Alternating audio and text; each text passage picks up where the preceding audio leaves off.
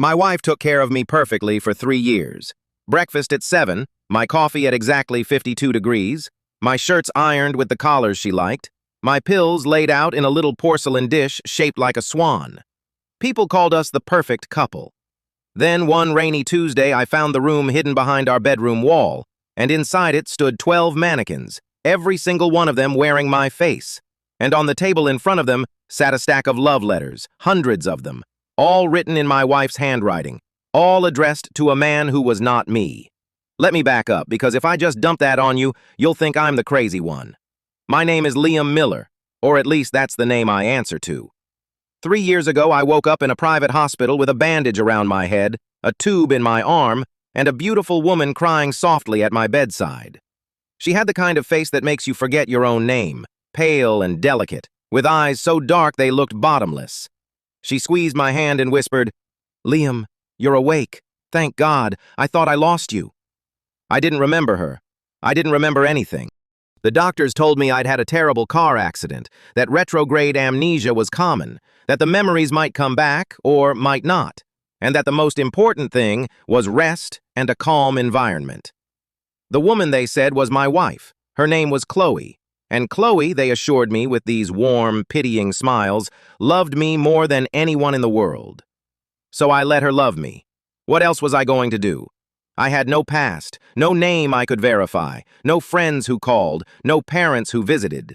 Just Chloe, and the enormous, quiet house on the hill at the edge of the city, surrounded by black iron gates and a garden so perfectly manicured it looked fake. For 3 years, she built my entire world out of routine and tenderness. And for 3 years, somewhere in the back of my skull, a small, cold voice kept whispering that something was wrong. It's hard to explain the wrongness to someone who's never lived inside it. It wasn't dramatic. Chloe never raised her voice. She never hit me, never insulted me, never did a single thing you could point to and call cruelty. The wrongness lived in the details. The way she'd correct the way I held my fork, gently, like a teacher. "No, sweetheart, like this. You always held it like this." How would she know how I always held it when I couldn't remember a single meal before the hospital? The way she'd buy me clothes I didn't choose, in colors I didn't like. And when I wore something different, she'd go quiet and sad until I changed back. The way she flinched, just for a half second, the first time I laughed out loud, like the sound startled her, like it was the wrong laugh. And the photographs. We had no wedding photos. None. When I asked, she said they were lost in the move. We had no pictures of me as a child, no pictures of my parents, no pictures of anything before the accident. The only photographs in the entire house were of Chloe and me from the last 3 years, and in every single one of them, I am smiling in exactly the same careful, slightly stiff way, like a man who has been told precisely how to smile and is afraid of getting it wrong. I should have run a long time ago. But amnesia does something strange to a person. When you have no past, you cling to whoever offers you a present. Chloe was kind. Chloe was beautiful. Chloe was, as far as I knew, the only human being on earth who wanted me alive. And I was grateful, in that desperate, dog-like way that I'm ashamed of now. So I let the small, cold voice whisper, and I told it to be quiet. And I drank my 52-degree coffee, and I took my pills from the swan dish, and I lived. Until the rain. It started with a leak. A storm came through that Tuesday, the kind that turns the sky the color of a bruise, and water began dripping from the ceiling of our walk-in closet. Chloe was out, some appointment with her mother she was always vague about, and I figured I'd be the hero for once and find the source before the whole ceiling came down. I pulled the clothes off the rack, dragged out the shoe boxes, and that's when I noticed it. The back wall of the closet wasn't where it should have been. I know our house. I've measured it with my body for 3 years, the number of steps from the bed to the bathroom, the exact spot the hallway floor creaks. And I knew, standing there with rain in my hair from the leak, that the closet was shorter than it should be. There were 3 feet of house behind that wall that simply didn't exist on the inside. A dead space. A space with no door. Except there was a door. I found it because the water found it first. A thin, dark seam in the paneling where the damp had swollen the wood and pushed it slightly out of true. I pressed it. Something clicked, and the whole back panel of the closet swung inward on a hinge I never knew was there, exhaling a breath of cold, dry, dustless air. the air of a room that is climate-controlled and sealed and visited often. I should have closed it. God, I think about that moment more than any other. The version of me that closed that panel and went back to ironing his own collars, that man got to keep his comfortable lie a little longer. But I didn't close it. I reached in, found a switch, and the lights came on. And there they were, 12 mannequins, arranged in a half-circle, facing the door like a jury. Not store mannequins, not those faceless gray things. These were custom, hyper-realistic. Silicone skin with hand-painted freckles, glass eyes, real human hair. Each one was dressed in clothes I recognized, my clothes, the gray sweater Chloe loved, the navy coat, the white shirt with the small burn mark on the cuff that I thought was mine, and mine alone. And every one of those 12 faces was my face, my jaw, my nose, the little scar through my left eyebrow. 12 versions of me standing in a sealed room, watching the door, waiting. I want to tell you I screamed. I didn't. The horror was too large for sound. It went into me like cold water into a drowning man, filling every space, and I just stood there with my mouth slightly open, turning slowly, looking from face to face to my own face to my own face, and the small cold voice in the back of my skull finally got loud enough to hear. It said, "They aren't copies of you. You are a copy of them." I don't know how long I stood there, long enough that the rain outside softened to a hiss. Eventually, my legs carried me, without my permission, to the table at the center of the half-circle. And on the table, beneath a brass lamp, sat the letters. They were tied in bundles with black ribbon, organized by date, the oldest ones yellowed and soft from handling. Chloe's handwriting, I knew it instantly, those elegant looping letters she used to write the grocery lists and the little notes she tucked into my coat pockets. "Come home safe, my love." Hundreds of pages. And I picked up the top one, hands shaking, and I read. "My darling Caleb," it began. Not Liam, Caleb. "My darling Caleb, it has been 4 years today since they took you from me, and I still set your place at the table. I know that's foolish. Mother says grief is a wound that has to be cauterized, that I have to burn you out of me or I'll never be useful to the family again. But how do I burn out the only thing that ever made me human? You were the only one who ever loved me for something other than my blood and my obedience. So I keep your place set. I keep your sweater. And soon, my darling, I will keep your face. I keep your face." My stomach turned to water. I dropped the letter and grabbed another, further down the stack, a newer one, the ink barely faded. "My darling Caleb, the procedures are nearly finished. Dr. Dixon says the final one healed beautifully and that even you wouldn't be able to tell the difference. When he wakes up, he won't remember anything. That's the mercy of it, Mother says. He'll be a blank page, and I'll write you back onto him line by line. I've practiced on the models for so long. I know the exact angle your eyebrow lifts when you're amused. I know how your hands move when you lie. I'll teach all of it to him until he's you, until you're back, until the universe corrects the terrible mistake it made when it let you die. Forgive me for what we did to get him. I'll tell you everything someday, when you remember enough to forgive me. For now, sleep. My Caleb is coming home in another man's body, and I will love him until he believes he was always you." The room tilted. I gripped the edge of the table. The 12 faces watched me with their 12 sets of glass eyes, and I finally understood what they were. They weren't trophies. They were rehearsals, practice heads. A surgeon had carved a dead man's features into model after model after model, refining the work, perfecting the jaw and the brow and the scar, until he was ready to carve them into something living. Into me. I was not Liam Miller. There was no Liam Miller. Liam was the name they gave the raw material while they shaped it. I was a blank page a dead man's lover had been writing on for 3 years, and the small, careful smile in every photograph wasn't my smile. It was Caleb's. She had been teaching me to be a corpse, one gentle correction at a time, and I had been so grateful for the love that I'd let her do it. I heard the gate. Down the hill, faint through the storm, the electric whine of our gate sliding open and the crunch of tires on wet gravel. Chloe was home, and every instinct I had, every animal part of me that had been screaming under 3 years of porcelain swan dishes and 52-degree coffee, told me one thing with absolute clarity. She cannot know that you know. I don't know where the coldness came from. I'd never felt it before, this sudden, hard calm dropping over the panic like a steel shutter. But later, much later, I'd understand that the coldness wasn't new. It was the oldest part of me, the part from before the blank page, the part they thought they'd erased. It woke up in that room of faces, and it took control, and it has not let go of me since. I retied the black ribbon exactly as I'd found it. I returned the letters to their precise positions, the way I returned to my place at the table when I held my fork wrong.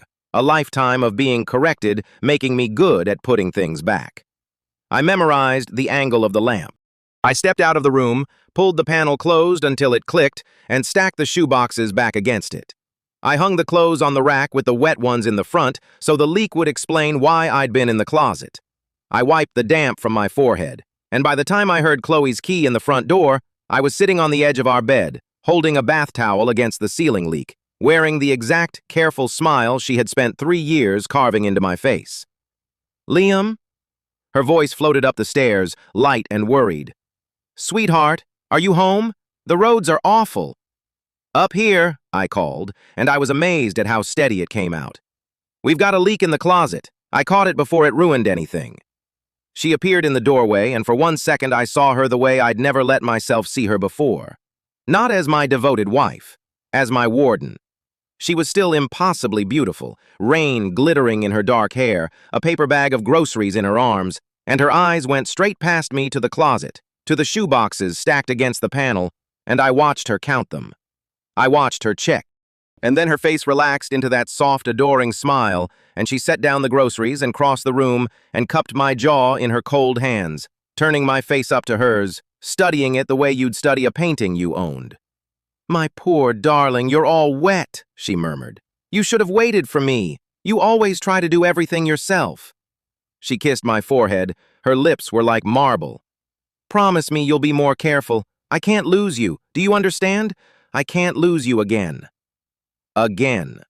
3 years she'd been slipping that word into our conversations. Again, and I'd always assumed she meant the accident.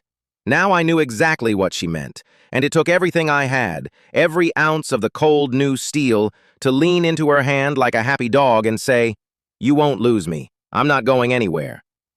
"Good boy," she whispered, and she smiled, and behind her smile I could see the dead man she was looking for in my eyes, and I smiled back. And behind my smile, something the family thought they had buried 3 years ago opened one eye and began, very quietly, to plan. That night I lay beside her in the dark and listened to her breathe, and I made myself a promise. I was going to find out who I had been before they made me into Caleb. I was going to find out what happened to the real Caleb. I was going to find out how many other blank pages were out there, wearing dead men's faces, smiling dead men's smiles. And then I was going to take this beautiful, gentle, monstrous family, the mother who cauterized grief, the surgeon who carved faces, the lover who wrote corpses back to life, and I was going to burn the whole thing to the ground. I just had to keep smiling while I lit the match. The first thing I had to figure out was how much of my own mind was still mine. Because here was the terrible question that kept me awake while Chloe slept with one cold hand resting possessively on my chest. If they'd been writing Caleb onto me for 3 years, how did I know which thoughts were Liam's, which were Caleb's, and which were just the family's script? Maybe the cold steel that woke up in the mannequin room wasn't the real me at all. Maybe it was another layer of the lie. I didn't have a single memory I could trust. I was a man trying to find north with a compass somebody else had built. So I started small. I started with the pills. For 3 years, I'd swallowed whatever Chloe put in the swan dish without a second thought. Vitamins, she said. Something for the headaches the accident left me with. Something to help me sleep. 3 little capsules, one white, one pale blue, one a strange, waxy yellow, every morning and every night. And every morning and every night for 3 years I had been gentle, foggy, slow, agreeable. The kind of man who lets his wife correct the way he holds a fork and feels grateful for the attention. The morning after the mannequin room, I held the yellow capsule under my tongue, drank my coffee, kissed my wife, and went to the bathroom and spat it into a square of tissue. I did the same with the blue one. The white one I let myself swallow, in case she somehow counted them, in case there was a withdrawal she'd notice. And then I went about my day as the soft, foggy husband, and I waited to see what the world looked like when I stopped letting them medicate me out of it. It took 2 days for the fog to lift, And when it lifted, the cold steel had a voice, and the voice had memories. Not many, not yet. But they came in flashes, sharp and disconnected, like lightning showing you a landscape for half a second at a time. A boy's laugh that wasn't mine. A woman's voice saying a name, my name, the real one, and I couldn't hold on to it. The smell of antiseptic and the feeling of leather straps on my wrists. And one image that came back again and again, clearer each time, until I could have drawn it. Two boys, identical, standing on a dock in the summer, and one of them is me, and the other one is also me, and we are laughing, and we are not the same person. Twins. I had been a twin, and somewhere in the rotting heart of this beautiful family, I was certain, was the truth about what happened to the other boy on that dock. The real Caleb. My brother. The man whose face they'd carved into a dozen mannequins and one living, breathing, very patient ghost. Me. Here is the thing nobody tells you about being a prisoner in a beautiful house. The hardest part isn't the walls. It's that you have to keep performing love for the person holding the key.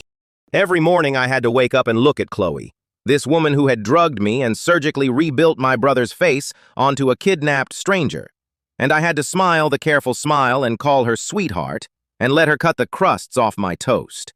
The performance was exhausting in a way that made my teeth ache. But I discovered something in that mannequin room, something that made the performance bearable. I discovered that I was good at it, disturbingly good. 3 years of being corrected into a perfect imitation of a dead man had turned me into the most convincing liar in that house, and they were the ones who'd made me. So I used it. The first rule I set for myself was patience. Whatever the cold steel in me wanted to do, smash the panel, confront her, run screaming into the rain, I couldn't. I had no money of my own, no ID I trusted, no idea who outside those gates might be on the family's payroll. Chloe's mother had a phrase I'd heard exactly once, through a door, in a voice that turned my blood to slush. We don't lose assets, Chloe. We recover them or we retire them. I did not intend to be retired. So I would be the most obedient asset they had ever owned, right up until the moment I cut all their throats. Metaphorically, probably. The second rule was information. I needed to know 3 things: who I had been, what had happened to Caleb, and how big this thing was, because a family that could fake a death, kidnap a man, rebuild his face, erase his mind, and fold him seamlessly into a stolen life was not a family that did this only once. The 12 mannequins were rehearsals. You don't rehearse for a single performance. I started with the house. Chloe left most mornings for these vague appointments with her mother, and when she was gone, the staff watched me, the gardener who never gardened, and the housekeeper with the dead, flat eyes of a woman who'd seen things she'd been paid to forget. But I'd been the foggy, obedient husband for 3 years. They didn't watch me the way you watch a threat. They watched me the way you watch furniture. And furniture, it turns out, can go anywhere in its own house. The study was locked, but I'd watched Chloe's hands enough times to know she kept the key in the spine of a hollowed-out Bible on the shelf, a detail so theatrically sinister I almost laughed when I found it. Inside the study, the desk drawers were locked too, but the family had made a mistake when they'd chosen me, or chosen the man I'd been before, because my hands knew things my mind didn't. I sat at that desk with a bent paperclip and a letter opener, and I watched my own fingers pick the lock in under a minute, smooth and certain, the way a pianist's fingers find the keys. I sat back and stared at my own hands like they belonged to a stranger. Whoever Liam, whoever I, used to be, he had not been a soft man. He had known how to open things that were closed to him. That was the first real clue to who I'd been, and it tasted like cold metal and felt like coming home. The drawers held the boring machinery of wealth, statements, deeds, a passport with my face and the name Liam Miller, and a birth date I had no reason to believe. But in the bottom drawer, under a false panel I found because my fingers knew to look for false panels, there was a single manila folder. And in the folder was a photograph that stopped my heart. It was a surveillance photo, long lens, grainy. It showed a man getting out of a car outside a building I didn't recognize. The man had my face. But it wasn't a mannequin, and it wasn't a photo of me, because I had never owned that coat, never stood on that street, and across the bottom someone had written in red grease pencil a date from 4 years ago and 2 words. Subject, alive. 4 years ago, a year before my accident, A photo of my face that wasn't me, labeled Subject Alive, like someone had been disappointed to confirm it. This was Caleb. This was my brother, photographed by his own future murderers a year before they took him, watched, studied, hunted. And the file around it, the few pages I had time to photograph with the cheap phone Chloe let me keep, the phone she didn't know I'd learned to clear, told me the shape of the thing in cold, bureaucratic fragments. Acquisition timelines, a column labeled donor and a column labeled vessel. Dollar amounts with too many zeros. And a heading at the top of every page, embossed, elegant, the same little crest that was on Chloe's stationery and the gate and the swan dish, a stylized hand holding a mask. The family didn't have a name I could find, but the thing they did had a name, right there on the page, and it made the rain on the windows sound very far away. They called it restoration. I had time for 6 photographs before I heard the gate. I put everything back exactly, the false panel, the folder, the drawer, the lock, the Bible, and I was in the garden pretending to admire Chloe's roses when her car came up the hill.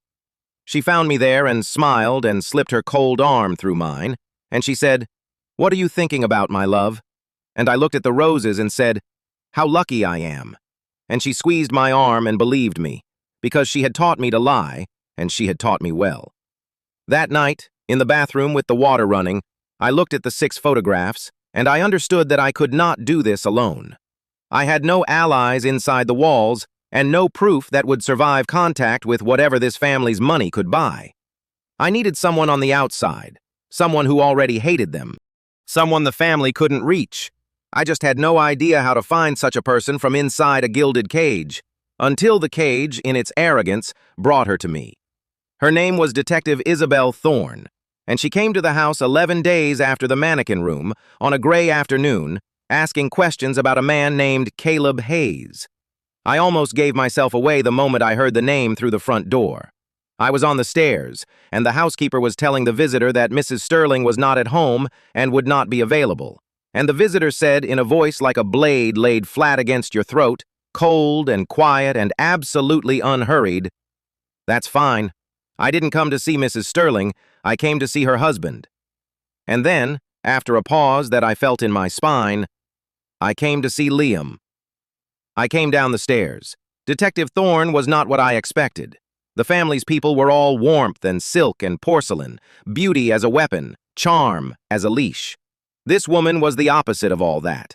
She was tall and severe in a charcoal coat, her black hair pulled back so tightly it looked painful, her face beautiful in the way a closed door is beautiful, giving nothing away. Her eyes were the color of wet slate, and they did something to me when they landed on my face. They didn't soften.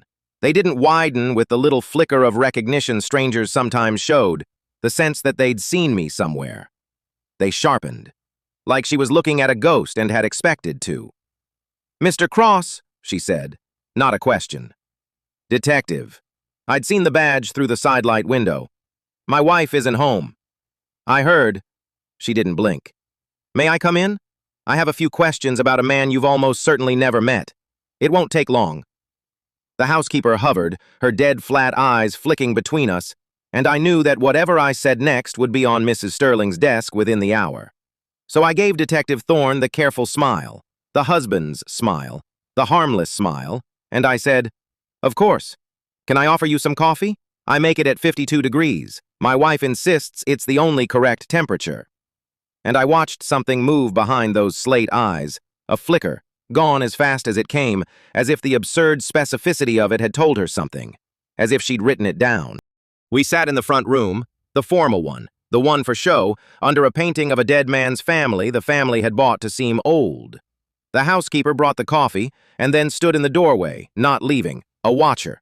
And Detective Thorne looked at her once, a long, flat look, and said, "I'll need the room," in a tone that moved the housekeeper like a hand moving a chess piece. The door closed. We were alone. And the detective leaned forward, and her voice dropped to almost nothing, and she said something that turned the careful smile to glass on my face. "Stop performing. I know you spat out the yellow pill 9 days ago. I know you found the room, and I know exactly whose face you're wearing. So we have about 4 minutes before that woman in the hall decides to call your wife, and I'd like to not waste them. Do you understand me? Or are they still in there too deep? I have been afraid many times in the life I can remember, which is only 3 years long. I have never been as afraid as I was in that moment, and never as awake, because there were only two possibilities. Either this woman was another arm of the family, testing my obedience, in which case I was already dead and just hadn't fallen down yet. Or she was real. She was outside. She was the ally I'd prayed for, and she had been watching the house, watching me, long enough to know about the pill. I made a choice. I have made many choices since that I'm not proud of, but that first one, to trust the cold woman with the slate eyes, is the one that saved my life and ended a dozen others. I let the careful smile fall off my face. For the first time in 3 years, I let someone see what was underneath it. And I said very quietly, "Who was Caleb to you?" The question landed somewhere I hadn't aimed. I saw it hit. Her jaw tightened, just slightly, the only crack I would see in her for a long time. "He was my case," she said. 4 years ago, a man named Caleb Hayes fell off the face of the earth, and the official story was a sailing accident, and no body, and a very fast inheritance. I never closed it. Everyone above me wanted me to. The hearts have friends in places you can't imagine. But I never closed it, because the day before Caleb Hayes disappeared, he called a tip line and left a message that got buried by someone who got promoted the next month. Do you want to know what the message said? Yes, I said, and I meant it more than I have ever meant anything. He said, "They're making copies of people. They're going to kill me and put someone else in my life, and that someone won't even know he's not real. If you're hearing this, find the copy. The copy is the only proof. The copy is innocent." She held my eyes. "I have been looking for the copy for 4 years, Mr. Cross, and 11 days ago you stopped taking your medication, and the copy woke up. So I'll ask you my question, and then we'll see if we get to live long enough to ask any more. What did you find in that room?" I told her. In 4 whispered minutes, I told her about the 12 faces and the letters and the word again, and the file and the columns labeled donor and vessel, and the crest of the hand and the mask and the word restoration. I watched 4 years of obsession reorganize itself behind her eyes into something that finally had a shape. And when I was done, she sat back, and for 1 second, the closed door of her face opened a crack, and I saw extortion and grief and a terrible hope, and she said, "He told me to find the copy and protect him. Caleb. He used his last free call to try to protect a man he'd never met." Her voice did something complicated. "He'd be furious if I let them retire you, so I'm not going to. But you're going to have to do exactly what I say. And the first thing I say is going to be the hardest thing you've ever done. Which is? Go back to smiling. Drink the coffee. Take the white pill. Skip the others, exactly as you have been. Be the perfect husband for a little while longer." She stood, smoothing her charcoal coat, the closed door swinging shut over her face again as the housekeeper's footsteps approached the door. "Because we don't just need to get you out, Liam. If we run now, they'll vanish, scrub everything, and start again with the next blank page.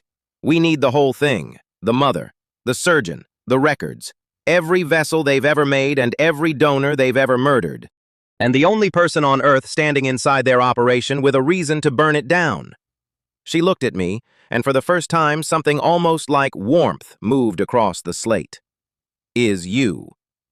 The door opened. The housekeeper's dead eyes took us in, the detective standing, me sitting, the careful smile already back on my face like I'd never taken it off.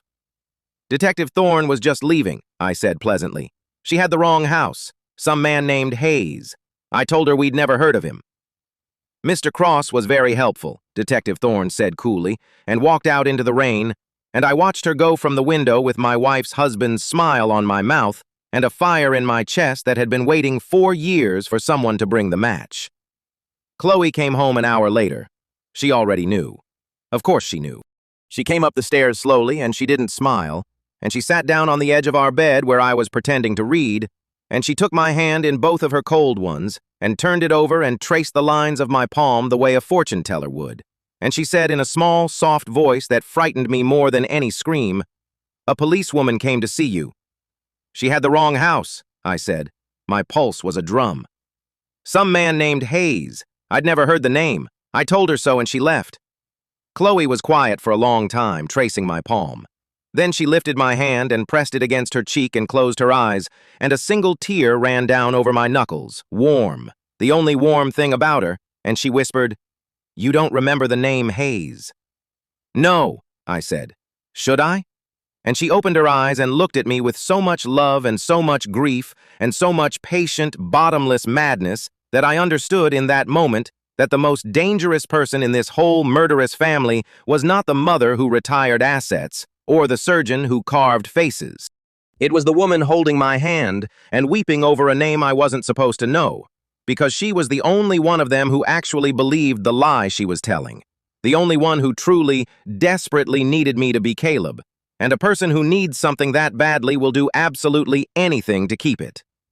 "No, my love," she said softly and kissed my knuckles where her tear had fallen. "You shouldn't. Forget she ever came. Forget the name. I'll take care of everything. I always take care of everything." She tucked me in like a child and turned off the light, and at the door she paused, a silhouette against the hall, and she said one more thing, gently, lovingly, that kept me awake until dawn. "If she comes back, you'll tell me, won't you, Caleb?" She'd called me Caleb, out loud, for the first time in 3 years, and then she'd smiled and closed the door, and I lay in the dark understanding that the game had changed, that some part of her had decided to stop pretending I was Liam, and that whatever came next was going to be played for keeps. I touched the wet spot on my knuckles where her tear had dried. And in the dark, very quietly, I started to laugh, because the cold steel in me had finally found something to do with 3 years of being a perfect, patient, obedient lie. Tomorrow, I would start taking the family apart from the inside, and they would never see it coming, because they had spent 3 years teaching me to look harmless, and I had been their very best student. 3 days after Detective Thorne walked out into the rain, the family summoned me to dinner. Not Chloe. The family. There's a difference, and I'd learned to feel it in my skin. When Chloe wanted something, it arrived wrapped in tenderness, a hand on my cheek, a note in my pocket. When the family wanted something, it arrived as a fact, immovable, already decided. The housekeeper delivered it that morning with her dead, flat eyes. "Mrs. Sterling requests your presence at the estate this evening. The senior Mrs. Sterling." She let the word senior sit there like a stone. "A car will come at 7. I had never been to the estate. In 3 years, Chloe had kept me in the house on the hill like a bird in a cage she carried with her, and the one time I'd asked to meet her mother properly, she'd gone so pale and so quiet that I'd never asked again. Now the cage was being carried somewhere new, and I knew exactly what that meant. Detective Thorne's visit had rattled them. The senior Mrs. Sterling wanted to look at the asset herself and decide whether it needed recovering or retiring. I had until 7 to decide who to be at that table. I called the only number Thorne had given me, from the bathroom with the water running, on the second phone she'd slipped into my coat pocket on her way out, a cheap thing that looked like a child's toy and felt like a lifeline. She answered on the first ring. She always answered on the first ring. I never once heard that woman sleep. "They're taking me to the mother," I said. "Tonight, the estate." A silence. Then, flat and fast, "Good! We need eyes on that house, and you're the only camera we'll ever get inside it. Listen to me. You will not push. You will not flinch. You will be exactly the harmless, foggy, grateful man they built, and you will let that woman believe she is looking at her own handiwork. Old predators trust their own work. The second she thinks you're more than they made you, she retires you before dessert. Can you do that? I've been doing it for 3 years. You've been doing it asleep. Tonight you do it awake, which is harder. One more thing." Her voice changed, just slightly, the closed door opening a hair. "The senior Mrs. Sterling is the one who built restoration. Not Chloe. Not the surgeon. Her.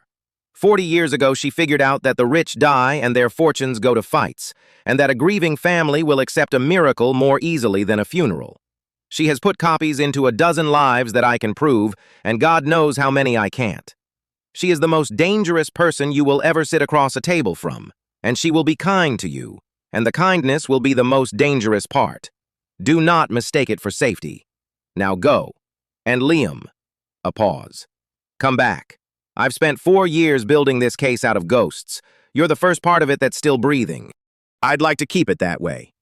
She hung up before I could answer. I stood in the steam and looked at my brother's face in the mirror and practiced the harmless smile until it stopped feeling like a smile and started feeling like a knife I was hiding behind my teeth. The estate was an hour out of the city, behind walls that made our gates look like a garden fence.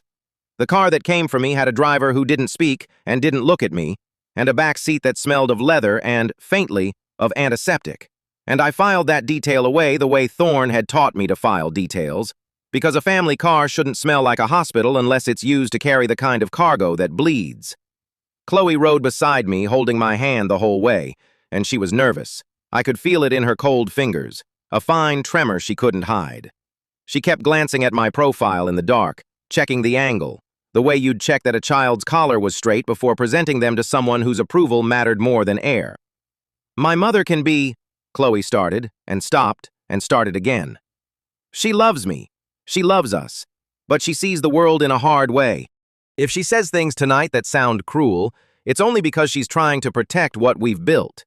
Promise me you won't let her frighten you. Promise me you'll remember that I'm the one who loves you, no matter what she says. It was, I realized, a warning. And under the warning, a plea. Chloe was afraid of her mother.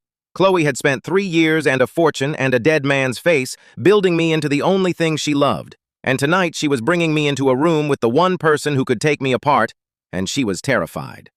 I squeezed her cold hand and gave her the careful smile and said, "Nothing she says will change anything. I'm not going anywhere." And Chloe looked at me with such naked gratitude that for one ugly second I felt something I had no right to feel, a flicker of pity, before I remembered the leather straps and the antiseptic and the column labeled donor, and I let the pity die where it belonged. The senior Mrs. Sterling was waiting in a dining room the size of a chapel, at the head of a black table long enough to land a plane on, and she was the most ordinary-looking monster I have ever seen. Small, silver-haired, a soft cardigan and reading glasses on a chain, and the warm, crinkled smile of somebody's beloved grandmother. She rose when I came in, and she crossed the whole length of that enormous room to take both my hands in her small, dry ones, and she looked up into my face, my brother's face, with shining eyes, and she said, in a voice like warm bread, "Oh, look at you. Look at how well he turned out. Caleb, my dear boy, welcome home." She called me Caleb, too. They'd stopped pretending, all of them, in the space of a week. And I understood that this was the test. They wanted to see if I'd flinch at the name, if some buried part of the man they'd erased would rise up and object, if the copy had cracks. So I did the hardest thing I have ever done. I looked into the warm, shining eyes of the woman who had ordered my brother's murder, and I smiled the smile her family had carved into me, and I said, gently, the way a foggy, grateful man would say it, "Chloe calls me that sometimes, too. I don't mind. If it makes you both happy, you can call me anything you like." The room held its breath. Chloe had gone white as paper beside me, and the senior Mrs. Sterling studied my face for a long, long moment, those grandmother eyes moving over my brow and my jaw and the little scar through my eyebrow, reading me the way Thorne read a room, the way I was learning to read everything. And then she laughed, a delighted little laugh, and patted my cheek with one dry hand, and said to Chloe without looking away from me, "He's perfect, darling, soft as butter. You did beautiful work. I was worried, with the policewoman sniffing around, that he might be waking up. But there's nothing in here at all, is there?" She tapped my temple lightly, fondly, like knocking on an empty jar. "Nothing but what we put in. Sit, both of you. Let grandmother feed her boy." I sat, and I smiled. And inside the empty jar she'd just knocked on, the cold steel wrote down every word, because she had just told me the most important thing I would learn that entire night. She thought I was empty. She thought the only mind in my head was the one they'd installed. Her certainty was a door she'd left wide open, and I walked through it for the rest of the evening, playing the soft butter husband, asking foolish, harmless questions, letting them talk over me and around me as if I were furniture, as if the furniture couldn't hear. And the furniture heard everything. I learned that there was a man called Dr. Dixon who would arrive after dinner to check on his masterpiece, and that the senior Mrs. Sterling did not entirely trust him anymore. He's gotten greedy, and greedy men get careless. I learned that there was a place under the estate they called the gallery, said the way you'd say a wine cellar, and that something was scheduled to happen there with the Pembroke account within the month, which told me there was another donor somewhere out in the world, alive right now, eating dinner with their own family, who did not know that this little silver-haired woman had already chosen the face they would be peeled down to. I learned that Chloe was the only one of them who used the word love and meant it, and that the rest of them found her sentiment useful and slightly embarrassing, a tool that had developed feelings. And I learned, from a single sharp exchange between mother and daughter, when they thought the butter husband wasn't listening, the thing that would become my lever, my crowbar, the crack I would widen until the whole house came down. "The Thorn woman is a problem," the senior Mrs. Sterling said quietly, slicing her meat into precise small squares. 4 years and she won't let Hayes go. I want to know why. A detective doesn't burn her whole career on a closed case for nothing. And Chloe, picking at her plate, said without thinking, "Maybe she just cared about him." And the old woman set down her knife and looked at her daughter with cold amusement and said, "Nobody cares about a stranger for 4 years, Chloe. Not even you would care that long if we hadn't given you a face to hang it on. She knew him. Find out how. A woman who knew Caleb Hayes and is still hunting his ghost is either a lover or a sister, and either way she has a name and a weakness, and I want both on my desk by Friday." A sister. I kept my eyes on my plate, and my butter smile soft and easy, and inside the empty jar the cold steel went very, very still. Because the image had come back, sharp as a photograph. 2 identical boys laughing on a summer dock. Twins. And I had assumed, for 3 days, that the other boy was Caleb and that I was the copy. But the senior Mrs. Sterling had just handed me another shape for the truth, and it was a shape that explained everything Thorne's slate eyes had done when they first landed on my face. They hadn't sharpened with a stranger's curiosity. They'd sharpened with recognition and grief and a hope she'd kept locked behind a closed door for 4 years. A woman who knew Caleb Hayes and is still hunting his ghost is either a lover or a sister. I didn't know yet which one Isabel Thorne was, but I knew, sitting at that black table with a murderer feeding me dessert, that whoever she was to Caleb, she was now the only person alive who might know who I had been before they made me into him. And I knew something else, something the senior Mrs. Sterling in all her 40 years of cold certainty had failed to consider. She'd built her whole empire on a simple idea, that a man with no past would have no loyalties, that an empty jar could be filled with whatever you poured into it. But a copy made from a twin isn't a copy. It's the original's brother, walking around wearing the family's mistake on his face. They hadn't installed a stranger into Caleb's life. They'd installed Caleb's own blood. And blood, it turns out, remembers things the surgeon's knife can't cut out. The way to pick a lock, the cold steel. And, rising up through 3 years of fog, like a body floating up from deep water, the love I was beginning to feel for the dead man whose face I wore, my brother, who'd used his last free phone call not to save himself, but to protect a copy he'd never met, because somehow, even at the end, even in a world this rotten, Caleb Hayes had refused to stop being the better twin.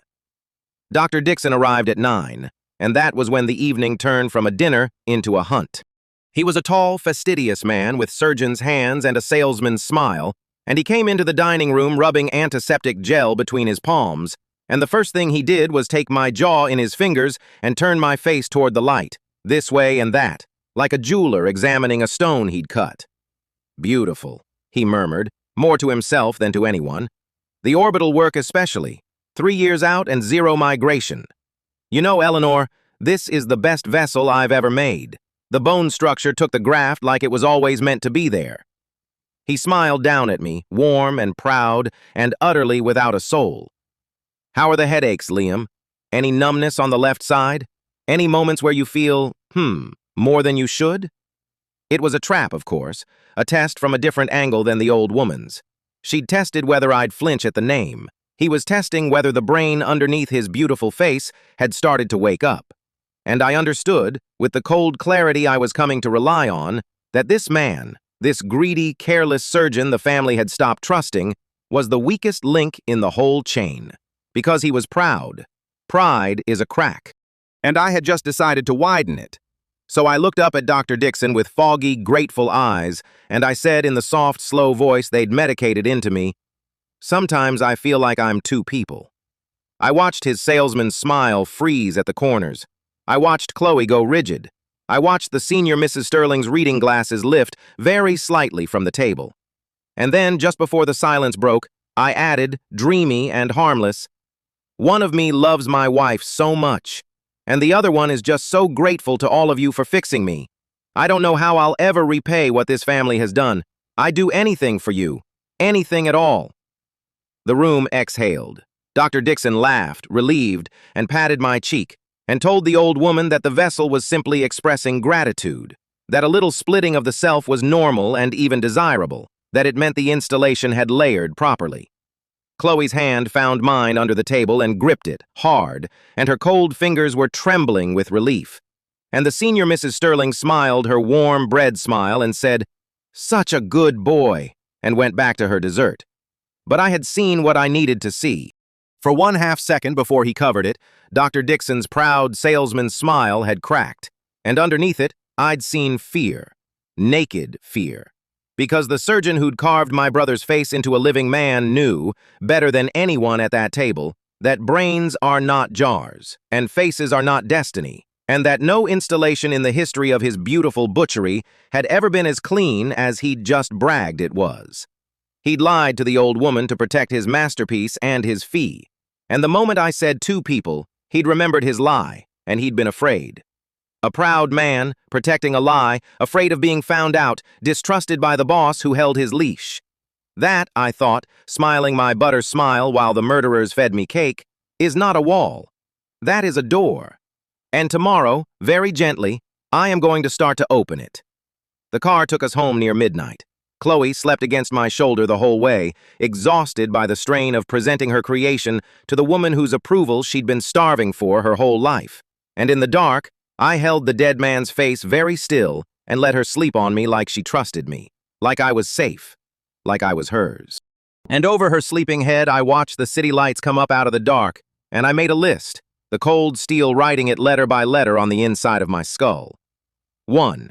Find out who Isabel Thorne was to my brother, and through her, who I had been. 2.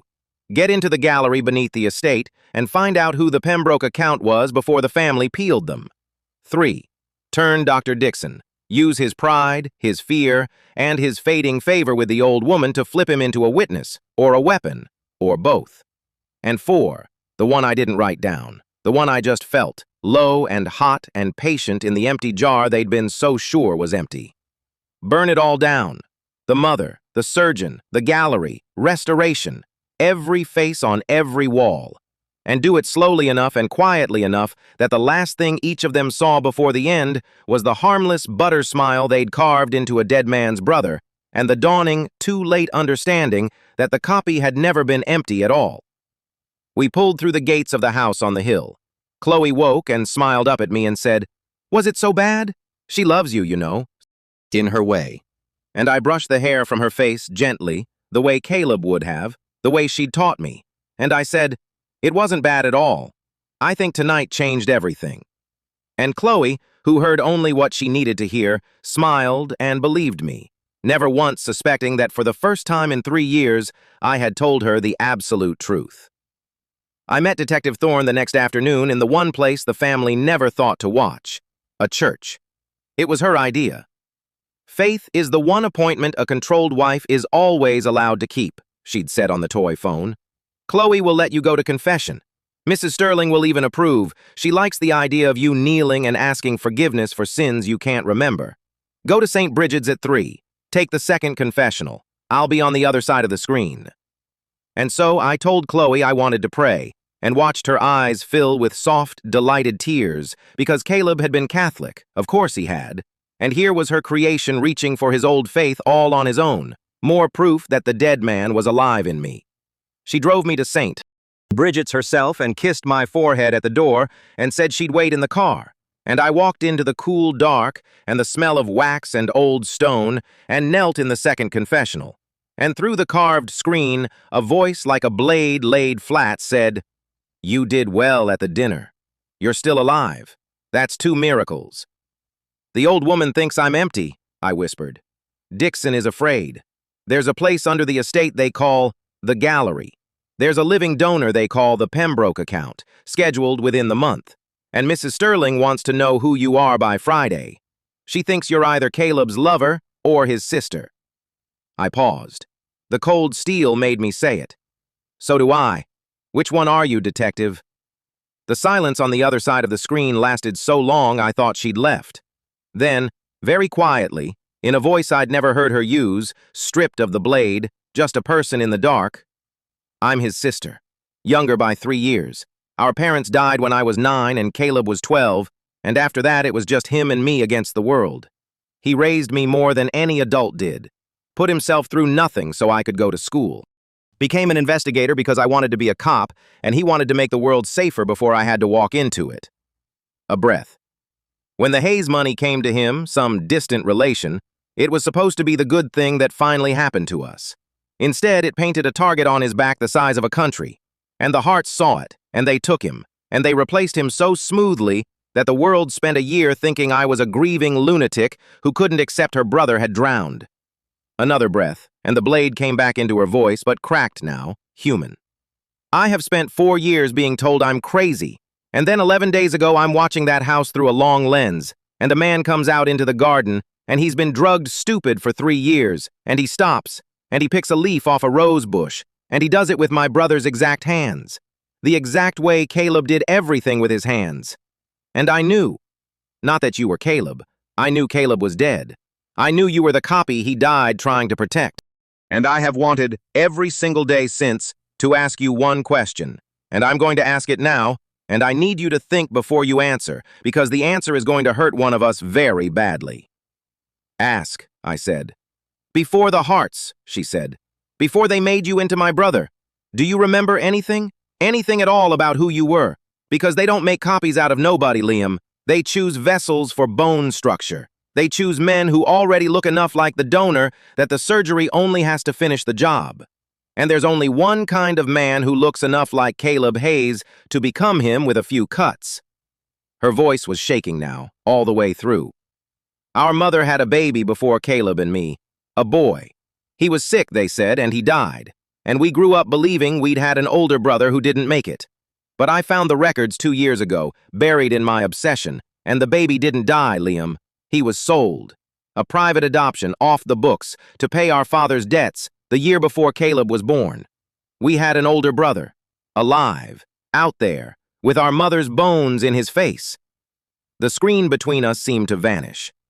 So I need you to tell me, when you pick a leaf off a rose with my brother's hands, is it because the surgeon taught you? Or is it because somewhere under 3 years of their poison, you already knew how? Because you're the boy our parents sold, and you've had Caleb's face since the day you were born, and they didn't have to carve my brother into a stranger at all. They just had to find his brother. The church was very quiet. Somewhere a candle guttered, and in the dark of the second confessional, with a murderer's daughter waiting in the car outside and a murdered man's sister weeping silently on the other side of a carved wooden screen, the last fog burned off the deep water in me, and the body floated all the way up to the surface, and I remembered. Not everything, not at once, but enough. I remembered a foster home, and then another, and then a group home, and a social worker with a kind, tired face, and the cold steel coming into my hands young, the lockpicking, the watchfulness, the survival. I remembered growing up looking into mirrors and feeling like the face looking back belonged to somebody I was supposed to meet someday.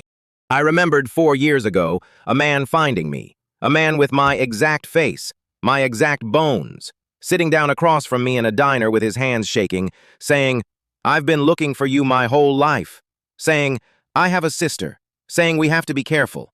There are people who would use this, who would use us. I remembered Caleb. I remembered my brother. I remembered him telling me to disappear, to stay hidden, that he'd find a safe way to bring us together.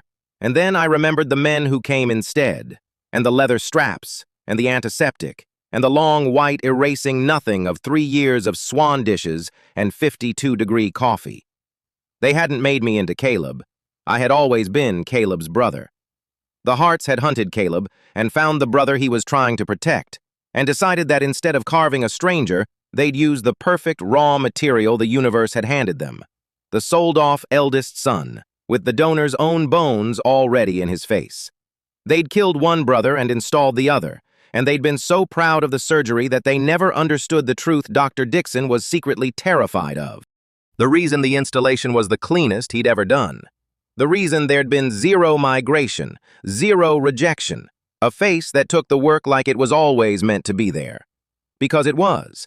It was always meant to be there. It was mine. My name, I said, and my voice broke on it, the first true thing I'd said out loud in 3 years, is not Liam, and it's not Caleb. I pressed my hand flat against the wooden screen, and on the other side I felt her press hers against it, palm to palm through the carved wood, a sister finding the brother her parents sold before she was born. I don't have my own name yet. They took it before I was old enough to keep it. But I had a brother named Caleb, and he died trying to protect me, and I am going to make every single person who touched him wish the universe had let them stay buried in their warm beds at night. Help me, Isabel. You've spent 4 years building a case out of ghosts. I'm not a ghost. I'm the one piece of evidence that can walk into that house and take it apart from the inside. So help me. And when it's done, you and I are going to find out what our mother named me before she sold me. And I'm going to take it back. I heard her crying on the other side of the screen, and I heard her stop, because Isabel Thorne was made of the same cold steel I was. Family steel, the steel of children who raised themselves, and when she spoke again, the blade was back, whole now, no longer cracked, forged. Then here's how we do it, she said, and it starts with the surgeon. You were right. Dixon is the door. A proud man, distrusted by his boss, sitting on the one secret that could end restoration in a single afternoon. He kept records. He had to. You don't perform 40 surgeries like his without before and after files, and a careful, greedy man keeps those files as insurance against the day Eleanor Sterling decides he's outlived his usefulness. We get Dixon's files, we have the donors, the vessels, the murders, the money, all of it, with photographs. And the only person on Earth who can get close enough to Dixon to take them is the masterpiece he can't stop bragging about. Through the screen, I felt her hand close into a fist against mine. So you're going to make Dr. Dixon fall in love with his own work. You're going to make him so proud and so afraid of losing his favorite creation to Eleanor's paranoia that he tells you where the insurance is buried. Can you do that, brother? Brother. The word went through me like warm light. I've spent 3 years, I said, making people believe I'm exactly what they need me to be. Dixon needs a masterpiece that loves him. I can be a masterpiece that loves him. I took my hand off the screen. Chloe's waiting in the car. I have to go be her dead man for a while longer. But Isabel, I stopped at the curtain. When this is over, the mannequins, the 12 of them, with my face, Caleb's face, our mother's bones. My throat closed.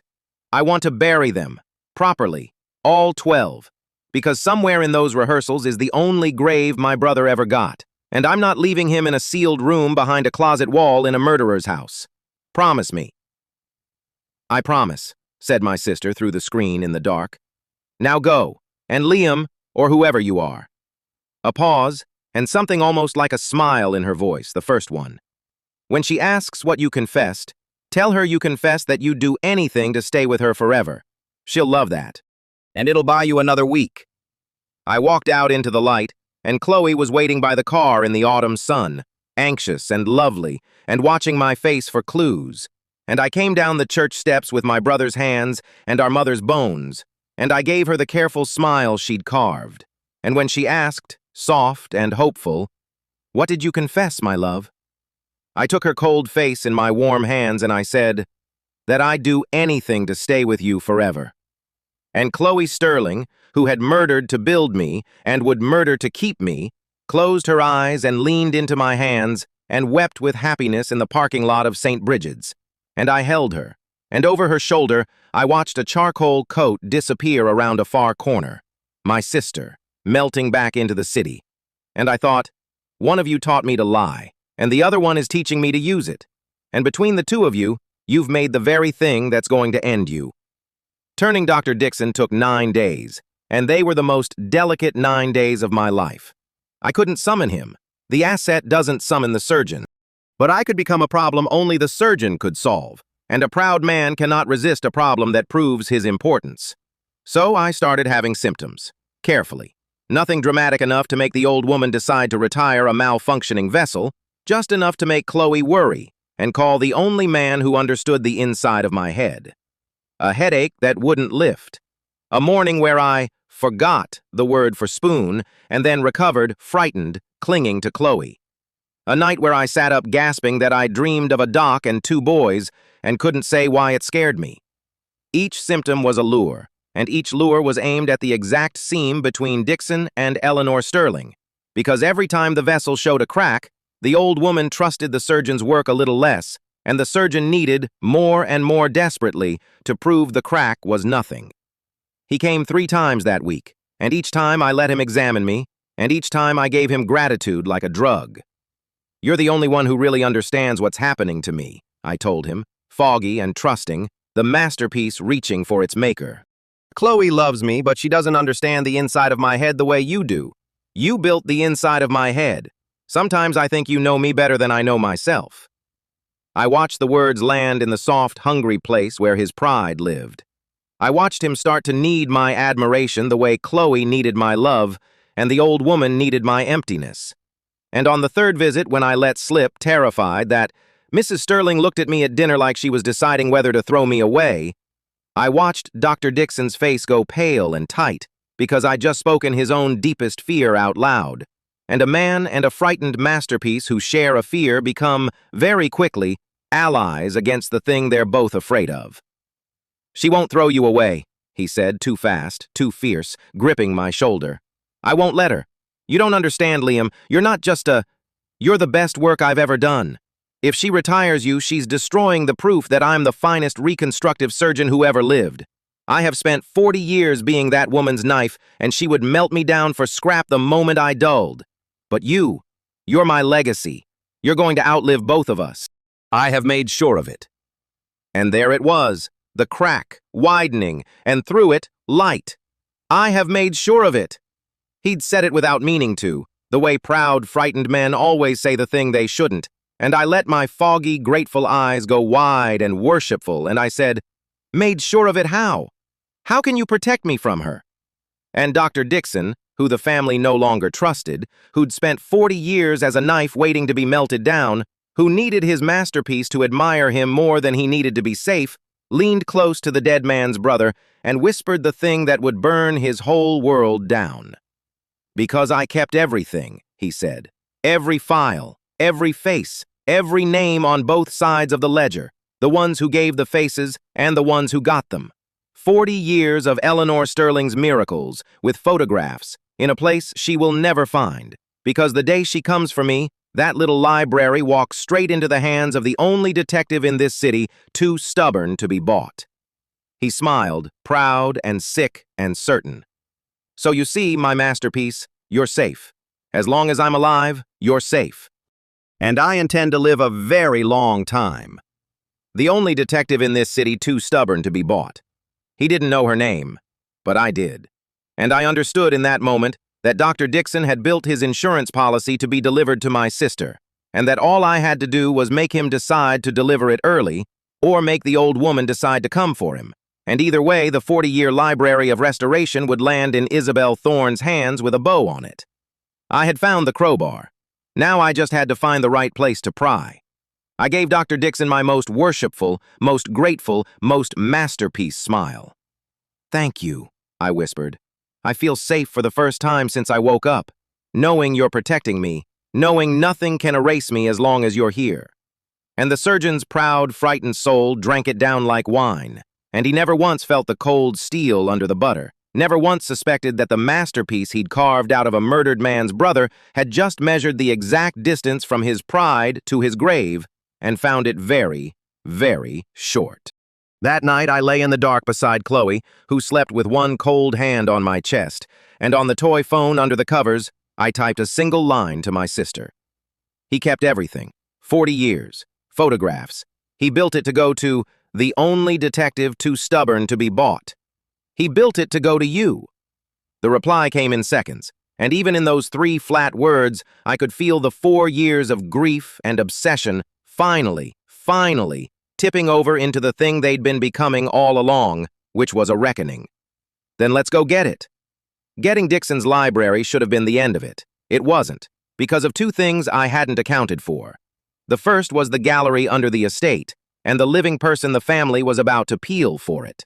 The second was Chloe, who loved me, and who was, very quietly, beginning to suspect that the man she'd built was building something of his own. Let me take the second one first, because it's the one that nearly got me killed. It started with the coffee. I'd been so careful, 3 years of careful, and I got careless for exactly one morning. Dixon's confession had lit something in me, the end finally visible. And when Chloe handed me my cup that morning, I drank it without thinking, and I said, "It's perfect," the way I always did. Except I'd stopped tasting it years ago, and that morning, awake, off the pills, alive, I actually tasted it. And it was wrong. It was 60 degrees, maybe 62, and the words came out of the new, awake part of me before the old, obedient part could stop them. "Did you change the temperature?" The kitchen went silent. Chloe turned from the counter very slowly, and she looked at me, and I watched the thought move across her beautiful face like the shadow of a cloud. Because the foggy, obedient husband she'd built didn't taste his coffee. The foggy, obedient husband drank whatever she gave him and called it perfect because she'd told him it was perfect. A man who could taste 2 degrees was a man who was awake, and an awake man was a man who might remember, and a man who might remember was the one thing in the universe Chloe Sterling could not survive. I saw all of it cross her face in the space of a breath, and then I did the only thing that could save me. I let my own face crumple into confusion and fear, foggy fear, the helpless fear of a malfunctioning machine. And I said, "I'm sorry, why did I say that? It tastes fine. It always tastes fine. I had the dream again, the doc. I think it's making me strange. I'm sorry, don't be upset. Please don't be upset." And I let my hands shake, and I let my eyes fill, and I reached for her like a frightened child reaching for the only safe thing in the world, and Chloe, who needed me to be hers more than she needed to be right, crossed the kitchen and pulled my head against her stomach and stroked my hair and said, "Shh, shh, my love. It's the dreams. I'll talk to Dr. Dixon about the dreams. You're just tired. You're just tired." But over my head, where I couldn't see but could feel, I knew her eyes had gone somewhere cold and frightened and watchful, and I knew that from that morning on, Chloe Sterling was no longer only loving me. She was also studying me, the way you study a lock that started to give. I told Isabel that night, in the confessional we'd made our war room. "She's awake to me now," I whispered. "Not all the way, but she felt it. We're on a clock. The moment she's certain I'm awake, she'll either run with me or tell her mother. And if she tells her mother I'm retired before sundown." "Then we move faster," Isabel said. "Dixon's library we take this week. But there's a problem, and you're not going to like it." A pause. The Pembroke account. I ran it. Eleanor Pembroke, 68, widow, worth more money than God, no children, one nephew who stands to inherit nothing because she's leaving it all to charity. 3 weeks ago, that nephew met with a woman matching Eleanor Sterling's description. And 6 days ago, Eleanor Pembroke's longtime housekeeper of 30 years was replaced, suddenly, with no notice, by a new woman with dead, flat eyes. I heard my sister breathe. "They're already inside, Liam. They've already got someone in Eleanor Pembroke's house. The gallery under the estate, the thing scheduled within the month. It's not the surgery. The surgery comes after. The gallery is where they keep the vessel while they prepare it. Which means somewhere under that estate, right now, there is a living human being held and drugged and starved down into a blank page, so that in a month they can carve Eleanor Pembroke's face onto him and walk him into her fortune." Her voice was iron. "There's a man in a cage under that house, brother, the way you were in a cage. And if we wait until we have the perfect case, he gets erased the way you got erased. So I need to know, when you go back into that estate, can you find the gallery? And can you find him? The man in the cage, the way I had been. Some stranger, drugged, stupid in the dark right now, who didn't know that in a month his face would be peeled off and a dead widow's painted on. Who had a name his own mother gave him that the family was about to steal the way they'd stolen mine." "I'll find him," I said, and the cold steel meant it like a vow. The chance came 4 days later, and it came, of all things, wrapped as a gift. The senior Mrs. Sterling decided she wanted to host a small celebration at the estate, a family dinner, to welcome our Caleb properly home. And Chloe, desperate to repair whatever crack the coffee morning had opened between us, threw herself into it. It was, I understood, a test of a different kind.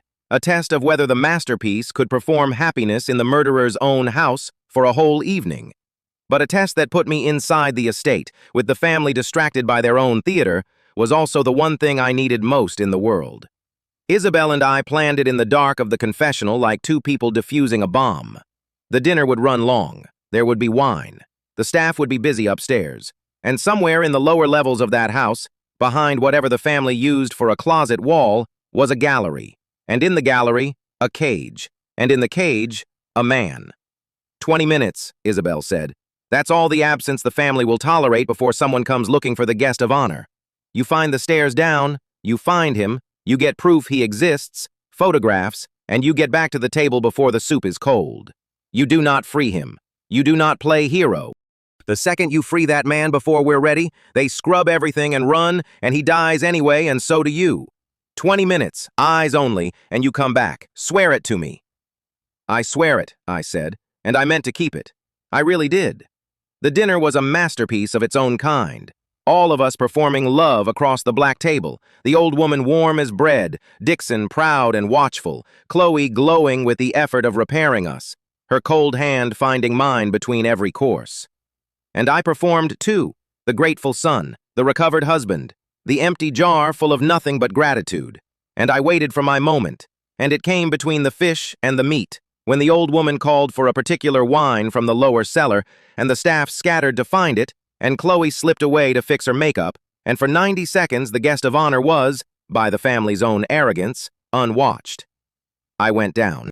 The estate had a service stair behind a door disguised as a panel, and my brother's hands found the catch the way they found everything. And I went down into the cold, and the cold smelled of antiseptic, the same smell as the car, the same smell as the last thing I remembered before 3 years of fog. Down past the wine cellar, down past a locked door with the hand and mask crest, down to a corridor lit blue and white like an aquarium, and along the corridor doors, heavy doors, observation windows, and behind the first window in a white room on a white bed, under a white light, a man. He was young, younger than me, and his face behind the glass was a face I half recognized, because I'd seen it shaped already in pencil in a file. The soft, round features of a 68-year-old widow sketched over the bones of a frightened boy. They hadn't started cutting yet, but they'd started erasing. He lay in the leather straps with the IV in his arm, and his eyes half open and utterly empty, the way mine must have been, drifting in the chemical fog, and on a chart by the door someone had written, in tidy clinical hand, Vessel, Pembroke, Donor acquired, Emergence, 31 days. And below that, the detail that nearly broke the cold steel clean in half. The detail that told me everything about the people I was about to destroy. A small, handwritten note, almost kind, almost tender. Subject responds well to music. Recommend continued playlist during conditioning to reduce distress.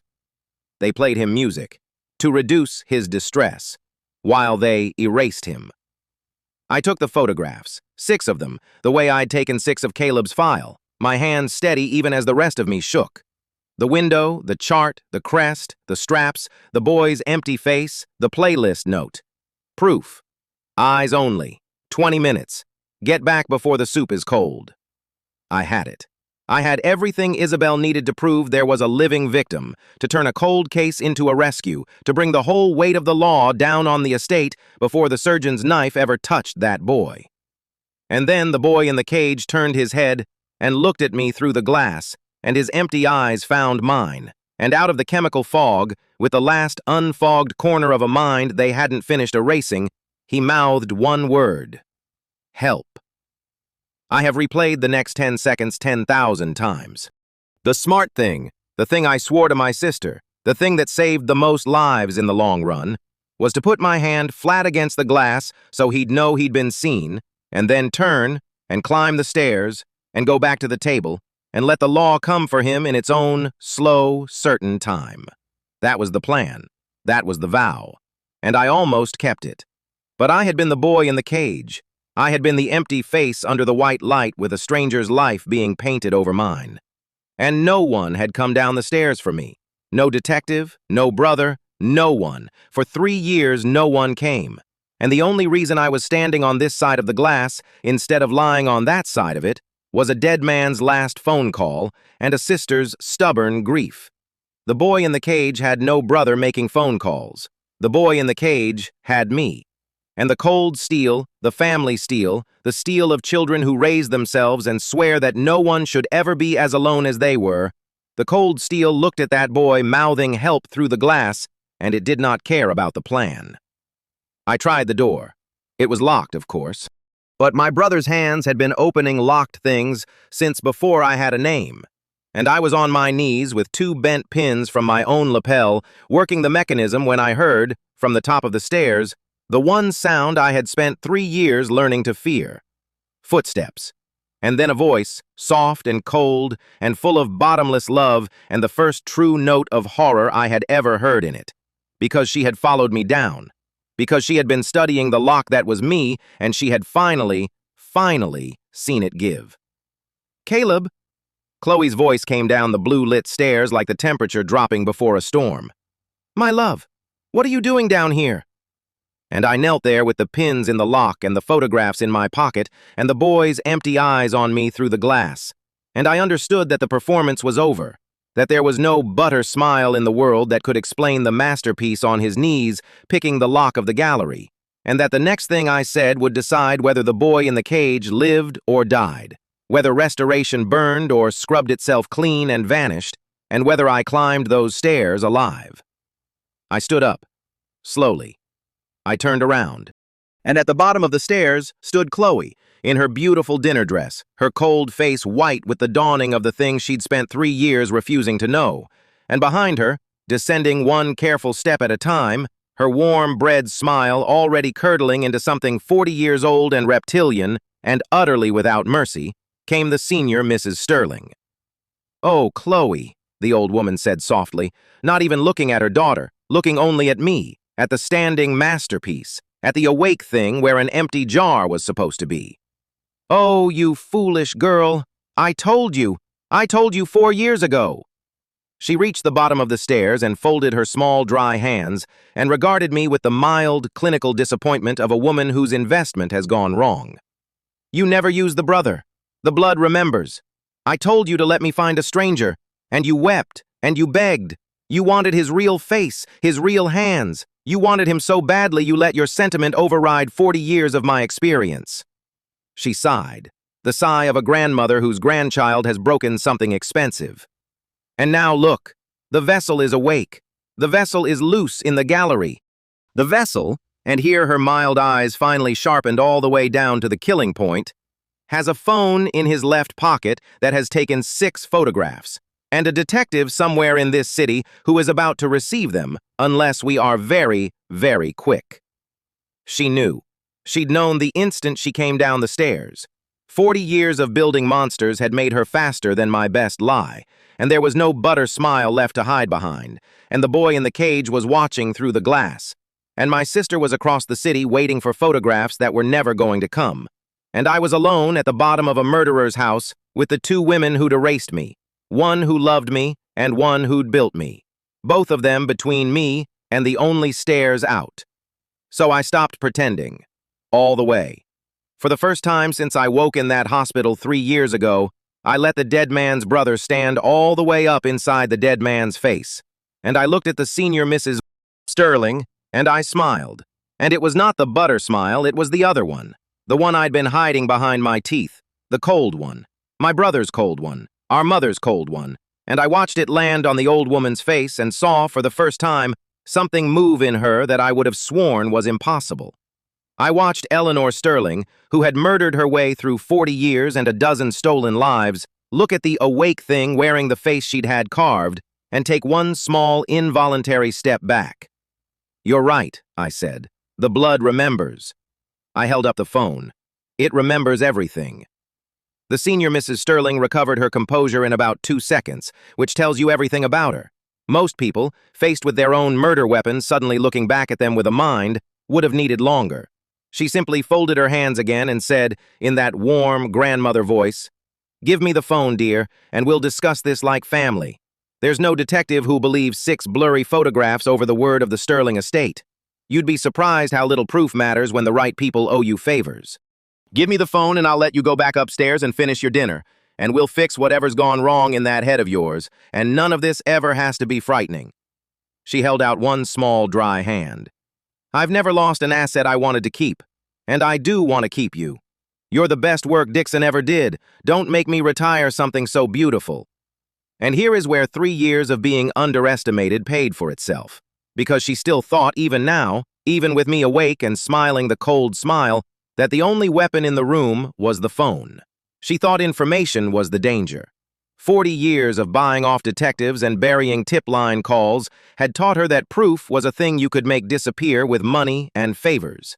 She did not understand that she was standing at the bottom of a stairwell with a man she had personally spent a fortune turning into a perfect, patient, harmless-looking liar, and that the most dangerous thing in that blue-lit corridor was not the 6 photographs. It was Chloe. I'd been watching her this whole time, out of the corner of the cold smile. Chloe, frozen on the stairs, looking back and forth between her mother and her masterpiece, between the woman who'd raised her and the man she'd built, and I watched the thing that was tearing her apart, and I understood that it was the one lever the old woman couldn't see, because the old woman had never in her life loved anything enough to be ruined by it. She's going to retire me, Chloe, I said. I didn't raise my voice. I just said it, gently, the way I'd say sweetheart, the way I'd say I'd do anything to stay with you forever. You heard her. Retire. You know what that word means in this family? You've heard her say it about other people, haven't you? Assets that woke up, vessels that cracked. I held her wide, stricken eyes. She's going to melt down your Caleb for scrap because I tasted the coffee. 3 years of you bringing me back, line by line, teaching me his hands, his smile, keeping his place at the table. 3 years of the only thing you've ever loved. And your mother is going to put me down like a dog tonight to protect a 68-year-old widow's bank account. And you're going to let her. Because you always let her. Because you've been letting her take everything you love since you were a little girl. Stop, the old woman said sharply. Chloe, don't listen to it. It's not him. It's the malfunction talking. It's manipulating you. That's not Caleb. Caleb is gone. This is a broken vessel wearing his face, and it will say anything to survive. But I'd already found the seam, and I pried. She's right, I said softly to Chloe, only to Chloe. I'm not Caleb. I never was. You know that, don't you, deep down, under all the letters. Caleb's dead. Your mother's family killed him 4 years ago and handed his face to a surgeon, and you couldn't bear it, so you took the next best thing, and you spent 3 years trying to write a ghost back to life. But here's what your mother never told you, Chloe. The reason I took to his face so perfectly, the reason there was no rejection, no migration, the cleanest surgery Dixon ever did. I let the truth come out slow, because I could see it was already doing more damage than any weapon. Because I'm his brother, his real blood brother. The Hearts didn't carve a stranger into your Caleb. They found the one man on earth who was already born with his face, and they killed one brother to give you the other. You've spent 3 years loving the murder of the man you actually loved. And she, I tipped my head at the old woman, knew. The whole time. She knew, and she let you do it, because a daughter busy mothering a ghost is a daughter too distracted to ever turn on her mother. The corridor was very quiet. The boy in the cage watched through the glass, and Chloe Sterling looked at her mother with an expression I will remember until I die, an expression of a woman watching the floor of her entire life turn to glass and crack. Is it true? Chloe whispered. Is he Caleb's brother?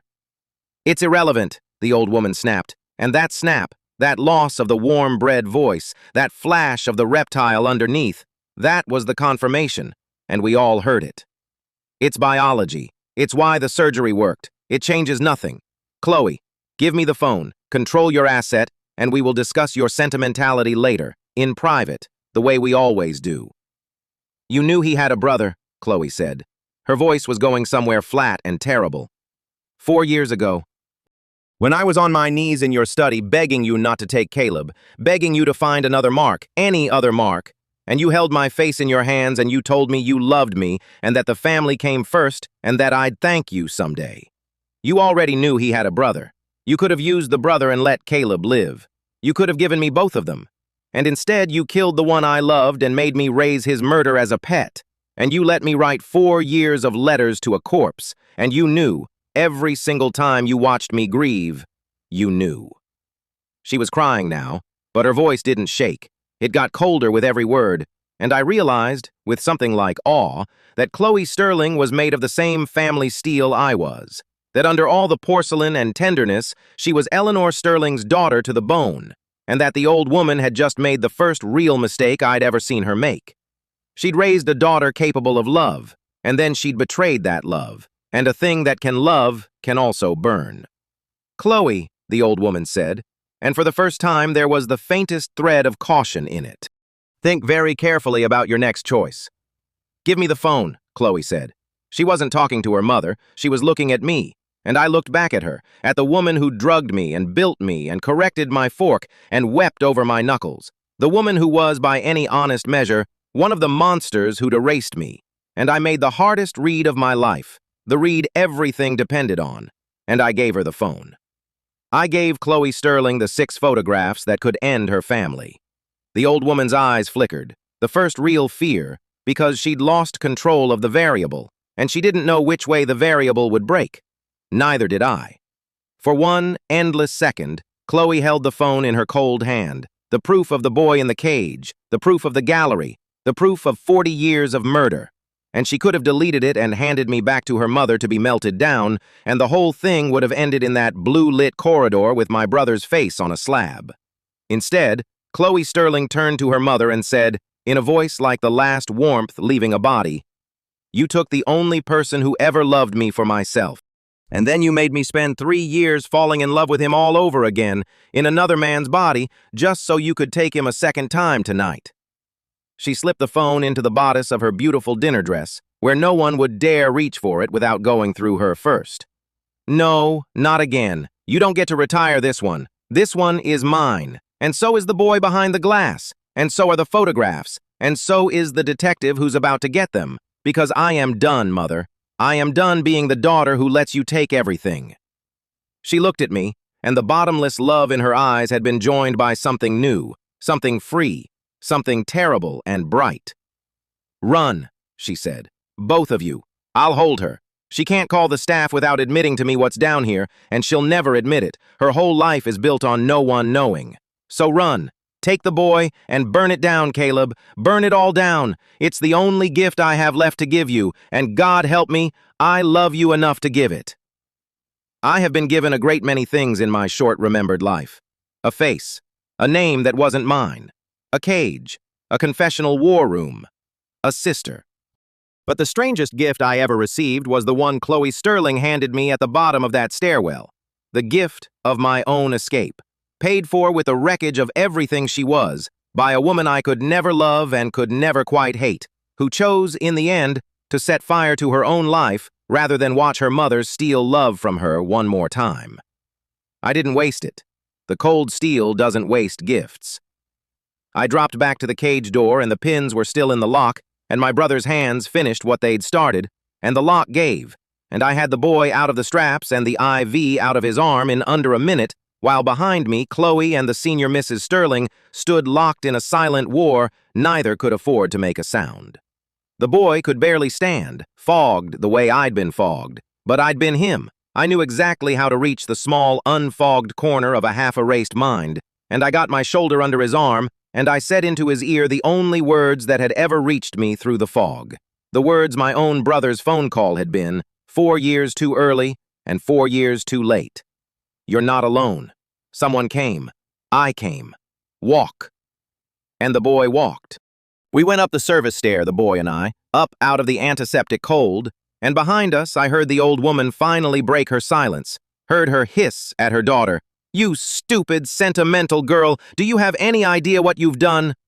And I heard Chloe answer, calm and free and lethal, "Yes, for the first time in my life, I know exactly what I've done."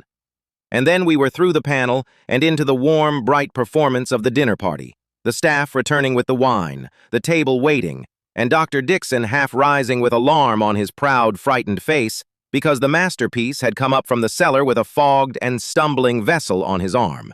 And I gave Dr. Dixon one look, one cold smile, and I said the thing that turned his pride inside out in a single breath. "She's going to retire you next," I said. "She told me at the table. The greedy, careless surgeon who keeps files. You're the last loose end after me, so you have about 1 hour to decide whose side you're on. And I'd think fast, because the only person who can protect your 40 years of work now is the detective you built your insurance for, and she's parked 3 streets away, waiting for my call." I shifted the boy's weight on my shoulder. "Help me get him to the gate, doctor, and you live. Stand in my way, and you're scrap by morning. Your choice. You've got about 10 seconds. I watched Dr. Dixon do the math that proud, frightened men do, the math of a knife that has finally understood it's about to be melted down. And I watched him choose his own survival the way I'd known he would, the way I'd spent 9 careful days teaching him to. And he grabbed the boy's other arm, and together we went out the front doors of the estate into the autumn dark, the surgeon and the masterpiece and the rescued vessel. While inside, in a blue-lit corridor under the house, a daughter held her monstrous mother at bay with nothing but 40 years of the family's own terror of being known. The gate. The dark road. And there, headlights off, charcoal coat, slate eyes, my sister, who had not waited 3 streets away after all, who had been parked at the estate's gate for the entire dinner because she'd known, the way she always knew, that the night I went into the gallery was the night it would all come apart. Isabel took one look at the boy and had him in the back seat under a blanket in seconds, and one look at Dixon and had him understanding without a word that he was now a witness and not a suspect, and one look at me, my brother's face, awake, alive, out, and for just a moment the closed door of her face opened all the way, and my sister put her hand on the back of my neck the way I imagine our mother might have if our mother had been a different woman, and she said, rough and low, "You broke every rule I gave you." "I found him," I said. "I couldn't leave him. No one came for me." "I know," she said. "I came for you 4 years too late. I wasn't going to be too late for him." She got behind the wheel. "Chloe?" "Still inside.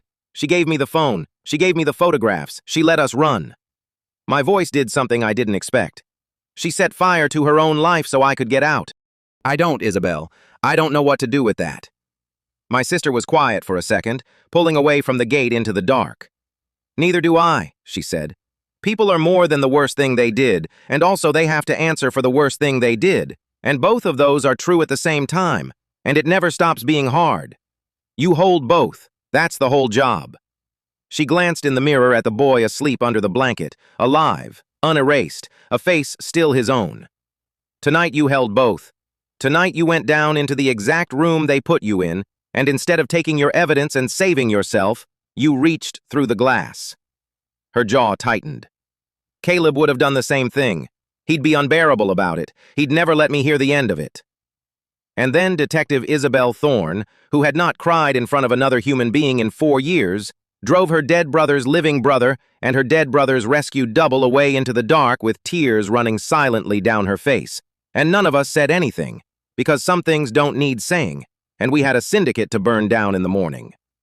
Behind us, the lights of the Sterling estate fell away. Somewhere in it, Chloe was choosing what to become. Somewhere in it, Eleanor Sterling was already, I had no doubt, beginning to plan her recovery, because monsters that old don't fall from a single night. But for the first time, the family was the one playing catch-up. For the first time, I had the photographs and the surgeon, and the boy, and the daughter's betrayal, and my sister's 4 years of patient evidence, and a name they'd never been able to buy or bury. For the first time, the empty jar they'd been so sure was empty was driving away from their house full of everything they'd spent 40 years trying to hide. "Tomorrow," I said, watching the estate vanish in the mirror. "Tomorrow," Isabel agreed. "We bury them, properly, the way you wanted to bury the mannequins." She wiped her face with the back of one hand, the blade sliding back over the open door, but warmer now, forged into something new. "Get some sleep, brother. You've got a long week ahead." It turns out the boy our parents sold grew up into exactly the kind of man you'd want in your corner when it's time to burn a monster's house down.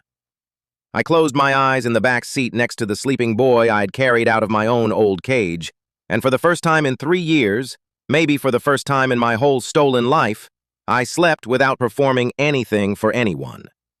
Just a man, with his own mind, in his brother's face, on his way to set the world right. The war started the next morning, and it did not go the way any of us planned. That first night in the safe house before the war, before the press conference flipped the whole world against us, I sat awake on a sofa over a shuttered laundromat and watched a stranger with a half-erased face sleep. And I finally understood what my brother had done for me. Marcus woke around 3 in the morning the way I'd woken 3 years ago, surfacing out of the chemical fog in pieces, not knowing where he was, not knowing who he was, his hands coming up to his own face to check it was still his own. I'd left a lamp on low because I remembered the dark being the worst part. The dark and the not knowing whether the next face you saw would be kind or holding a needle. He found me sitting there and he flinched, and I did the thing no one had done for me. I stayed very still, hands open and visible, and I said quietly, "Your name is Marcus. You're a cook. You were taken 6 weeks ago and now you're out, and the door's unlocked, and nobody in this room is going to touch you. The fog will lift in a couple of days. The first thing that comes back is usually a smell or a song. Don't fight it, just let it come." He stared at me a long time. Then he said, in a voice rusty from disuse, "How do you know all that?" "Because they did it to me too," I said. 3 years ago. I'm the one who carried you out. You mouthed help through the glass and I couldn't leave you because nobody came for me." I looked at my own hands. It's the loneliest thing in the world, isn't it? Being erased. You're awake just enough to know something's being taken and not awake enough to stop it. And the worst part isn't the fear. The worst part is the gratitude. They're so kind while they do it. They bring you music. They cut the crusts off your toast. And some animal part of you starts to love them for it, because they're the only thing in your whole shrinking world, and you hate yourself later for the loving when you finally understand what they were. Marcus was quiet. Then he said, "I keep remembering a song. I don't know why it scares me." "It's the conditioning playlist," I said gently. "It'll stop scaring you. Give it time. Someday it'll just be a song again." And I watched something ease in him, the smallest thing, the relief of being understood by someone who'd stood where he stood. And I understood, sitting there at 3 in the morning, that this was the entire chain. This was the whole machine of it, the good machine, the one running against the families. Somebody comes for somebody. And then that somebody, carried out of the dark, grows into the person who comes for the next one. Caleb had started it with a phone call to a brother he'd never met. I'd carried it forward through a sheet of glass. And someday Marcus would sit in a low lamp over some other frightened, half-erased stranger and say, "Your name is..." And the chain would go on. 4 years too late or 4 days in time, link after link, against 40 years of the other kind. Isabel found me there at dawn.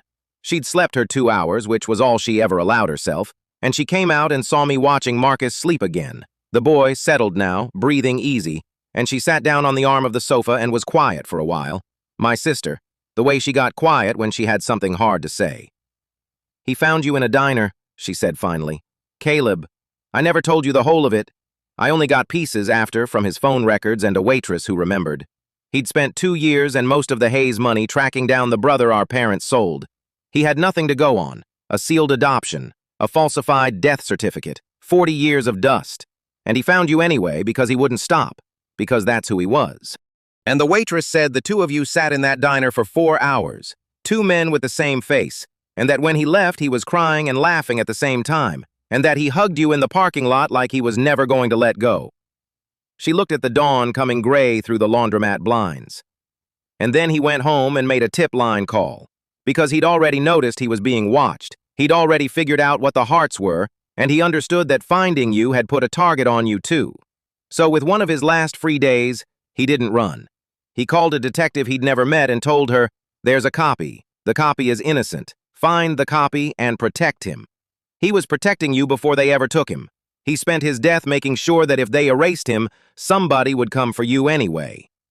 Her voice was steady, but her eyes were not. "I used to be so angry that he didn't run, that he didn't save himself. And then 11 days ago, I watched you pick a leaf off a rose with his exact hands, and I finally understood. He couldn't run. He'd just found his brother. He was never going to leave you in the dark alone. So he made sure I'd find you instead. He handed me to you across 4 years, the way he handed you that phone call. He was always going to come for you, brother, even dead, even from the bottom of a lake. He found a way. I couldn't speak for a long time. The cold steel, which is good at locks and lies and reading the seams in people, has never been any good at this. The warm thing. The thing they tried hardest to fog out of me and failed. So I just sat there in the gray dawn with the proof of 40 years of murder waiting in evidence boxes, and a half-erased boy sleeping easy on a borrowed sofa, and a sister beside me who'd spent 4 years being called crazy for refusing to bury a brother she knew was murdered. And I let myself feel, for the first time, the full size of what Caleb had done. He'd looked for me my whole life. He'd found me. And then he'd died making sure I'd never be as alone as the two of us had been growing up, sold and separated and raising ourselves. The dead man whose face I wore had loved me before I existed to him, and had kept loving me right through his own murder. And the love had reached me anyway, 4 years late, through a confessional screen, in my sister's cracked voice saying, "Find the copy is innocent." "When this is over," I said when I could finally talk, "I want to know everything about him, everything you remember. I've worn his face for 3 years and I never got to meet him. I want to know who he actually was. Not the donor, not the ghost Chloe wrote letters to. Him, my brother." "He was unbearable," Isabel said, and the blade in her voice had a smile under it now. "He hummed when he cooked. He cried at commercials and pretended it was allergies. He was the bravest person I ever knew, and he was scared of the dentist. He raised me on nothing and made me feel like a queen the whole time. He would have loved you so much it would have been embarrassing. He'd have told everyone, 'This is my brother. Did you know I have a brother? Look at us. We have the same face.'" She wiped her eyes with the heel of her hand, fast, annoyed at herself. "I'll tell you all of it. For the rest of our lives, I'll tell you all of it. We'll be the two people who keep him alive by remembering him out loud, which is the only kind of resurrection that was ever real, the only kind that doesn't require carving up a stranger." She stood, the dawn full now, the long day and the longer war ahead. "But first we burn down the people who took him. You ready?" I looked at Marcus sleeping safe, and at my sister standing in the gray light, and at my own hands, my brother's hands, our mother's hands, the hands they could never carve the truth out of. Outside, a city that didn't yet know it was about to learn what the grieving grandmother on every screen really was. And somewhere across town, a monster's daughter rehearsing the testimony that would end her own mother, the last clean thing a person could do after a lifetime of unclean ones. "I'm ready," I said. And I was. The cold steel and the warm thing both, the copy and the original, the man they made and the man underneath. All of it, all at once, the whole of me they'd been so sure was empty. "Let's bring the storm." What I didn't know, sitting in that gray dawn feeling ready for the first time in 3 years, was that Eleanor Sterling was at that very moment standing on the steps of her estate in front of a bank of cameras, dabbing her eyes with a handkerchief, about to flip the entire board with the one move none of us had imagined. About to take every true thing we had and turn it into proof of my madness. The war I felt so ready for was about to start, and it was about to go very, very wrong. And the readiness I felt in the dawn was about to be the last easy thing I felt for a long time. But that's the next part of the story. For 1 more hour, in the gray light over a shuttered laundromat, I got to just sit with my sister and my rescued stranger and the size of my brother's love, and feel for the first time in my whole erased life like a man who knew exactly who he was and exactly who his people were and exactly what he was willing to burn down to keep them. It was the calm. I know that now. But God, after 3 years of fog, even the calm before the storm tasted like being alive. The reason it didn't go to plan is that Eleanor Sterling did the one thing none of us expected. She didn't run, and she didn't fight. She called a press conference. I learned this the way you learn that the ground has opened under you, from a television in the safe house Isabel had stashed us in, an anonymous rental over a shuttered laundromat on the east side. The boy, whose name we'd finally coaxed out of the chemical fog, was Marcus, 24. A line cook who'd been grabbed off a late shift 6 weeks ago was sleeping off the drugs in the back room. Dixon was pacing and sweating and demanding immunity. Isabel was on 3 phones trying to move the evidence to people in the prosecutor's office she actually trusted. A list she said was 4 names long in a city of millions. And I was watching the morning news when Eleanor Sterling's warm grandmother face filled the screen, flanked by lawyers, standing on the steps of the very estate I'd escaped 12 hours before, dabbing her eyes with a handkerchief. "My family is the victim of a terrible crime," she said, and her voice shook with perfectly calibrated grief. "3 years ago, out of Christian charity, we took in a young man with no memory and no family, a man my daughter came to love and marry. We gave him our name. We gave him our home. And last night we discovered that this man, this troubled, dangerous man, has been in the grip of violent delusions, that he has been off his medication for weeks, and that he has now kidnapped my daughter Chloe and fled, aided by a disgraced detective who has harassed our family for years, and by my own former physician, who I recently discovered has been embezzling from our medical charity." The handkerchief again. "He believes he is someone named Caleb. He believes there are conspiracies. He is unwell, and he is armed, and he has my baby girl. I am begging whoever is sheltering them, please, bring my daughter home. And to the authorities I say, this man is extremely dangerous and must be approached with caution." The screen cut to a photograph of my face, my brother's face, under a banner that read, "Manhunt for Delusional Kidnapper." She'd flipped the entire board in a single move. She'd taken every true thing, the amnesia, the medication, the man who thinks he's Caleb, the detective who'd hunted the family for years, the surgeon with the files, and she'd reframed it so that every piece of our evidence now sounded like the ravings of a sick man and his accomplices. The photographs of the gallery? Doctored by a delusional kidnapper and a disgraced cop. Dixon's 40 years of files? The fabrications of an embezzler trying to escape prosecution. And Chloe, kidnapped Chloe, the daughter I'd watched choose her own freedom, was now the hostage whose safety justified any force the family's bought police brought down on us. "She's brilliant," Isabel said quietly, lowering the phone. There was something almost like respect in it, the respect of one predator for another. 40 years and I never once got ahead of her. She doesn't hide the truth. She tells it, all of it, and arranges it so the truth damns us instead of her. Every fact we have, she's just inoculated the public against. We walk into any precinct in this city with those photographs now, and we're 2 fugitives and a thief turning ourselves in with our own forged evidence. She set the phone down.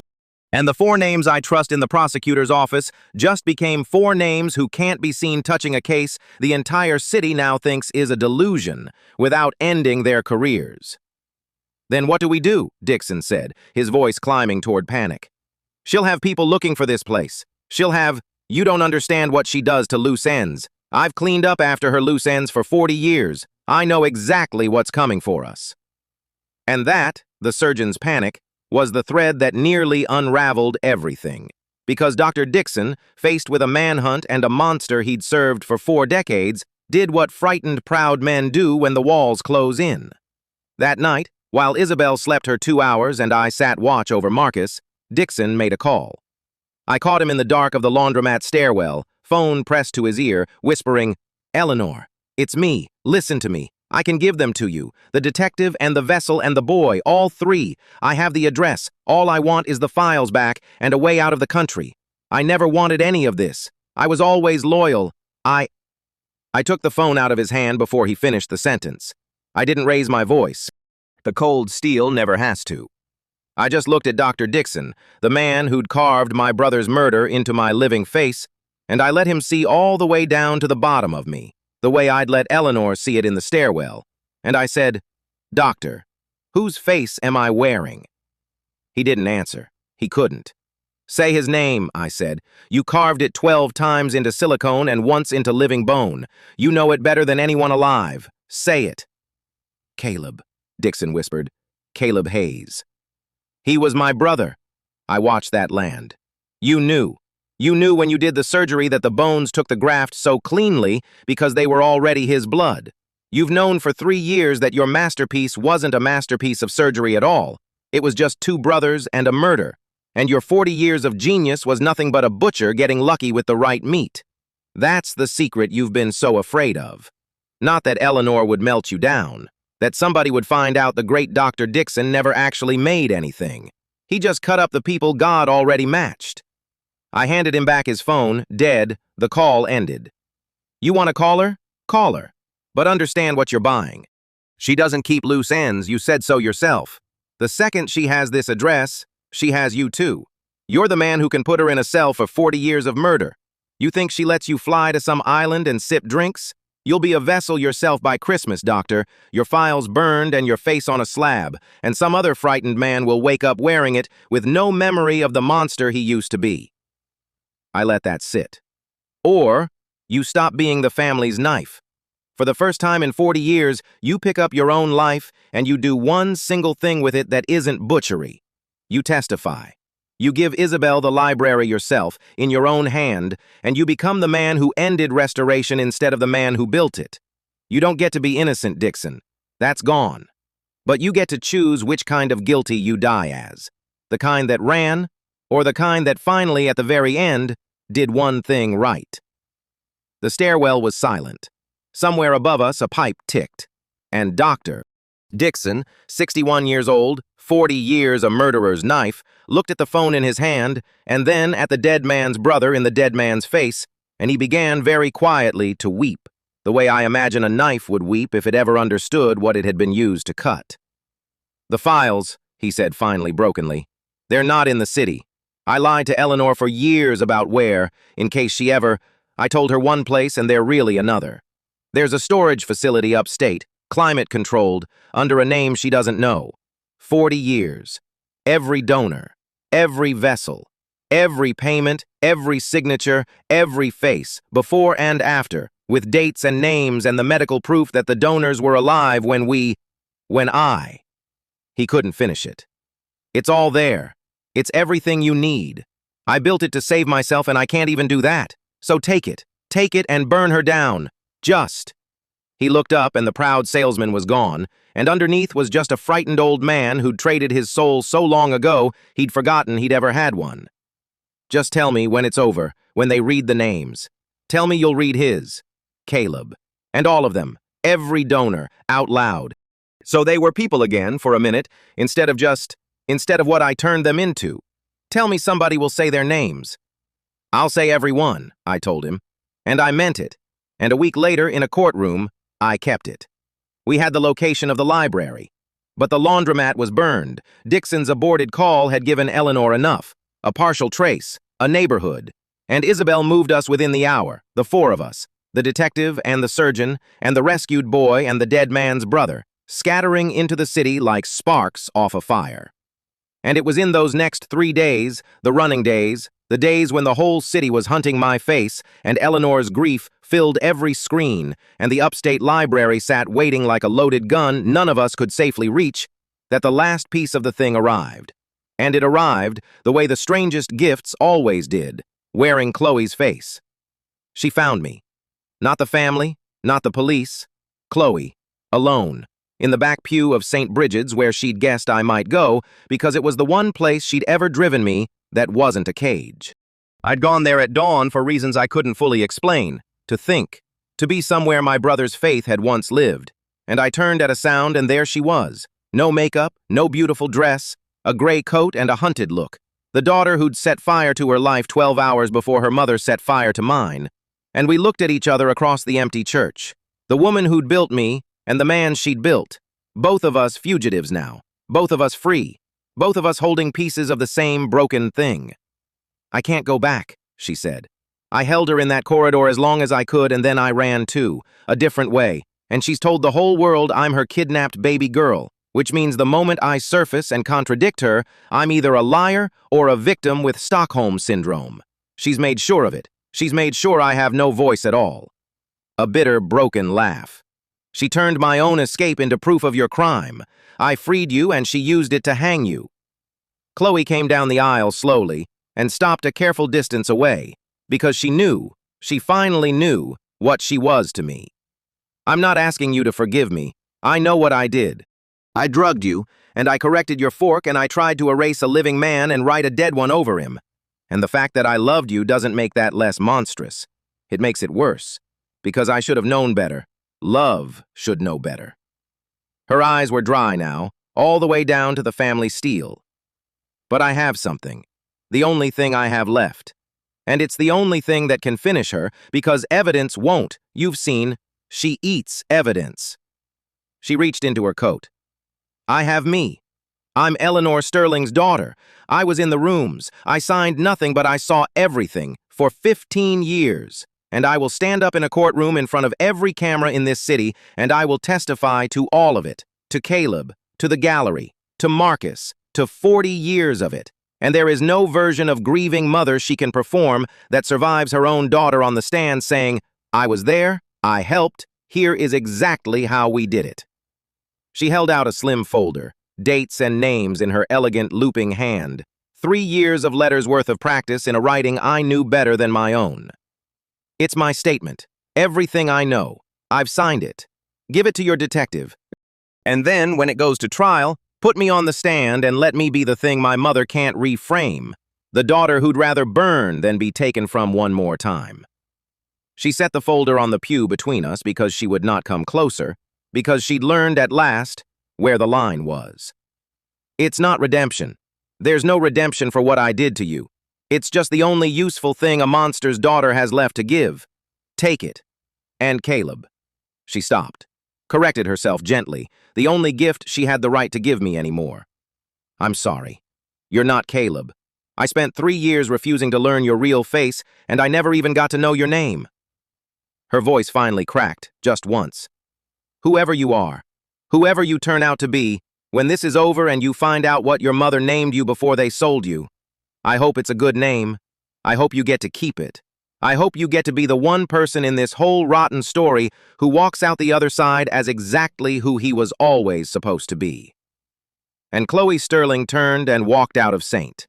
Bridget's into the dangerous morning, a fugitive, a witness, a monster, a woman who'd loved a ghost so hard she'd nearly murdered his brother to keep it, and who, at the very end, chose to spend the last thing she had, her name, her safety, her freedom, to put her own mother in the ground. I picked up the folder, and I understood that the war had just turned again, that Eleanor Sterling's masterstroke of grief had one flaw she could never have predicted. The flaw I'd named in the stairwell, the flaw that was about to end her. She'd raised a daughter capable of love, and a thing that can love can testify. The grieving mother could not survive her own kidnapped baby girl walking into a courtroom and saying, calmly, for the cameras, I was never kidnapped. I'm the prosecution's witness. Let me tell you what my mother is. I called Isabel from the church steps. Chloe's in, I said. She'll testify. Everything. On the record, on the stand, on camera. And Dixon gave up the real library, upstate, a name Eleanor doesn't know. I watched the dawn come up gray and cold and clean over the city that was hunting my face. We have the surgeon, the daughter, the boy, your 4 years, and 40 years of files. She spent a day convincing the whole world I'm a delusion. So let's go prove I'm not.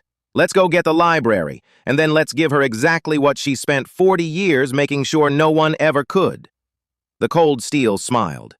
An audience, a real one, with her own daughter on the stand and every name read out loud.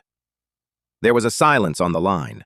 Then my sister, in a voice forged all the way through, said the thing that started the last act.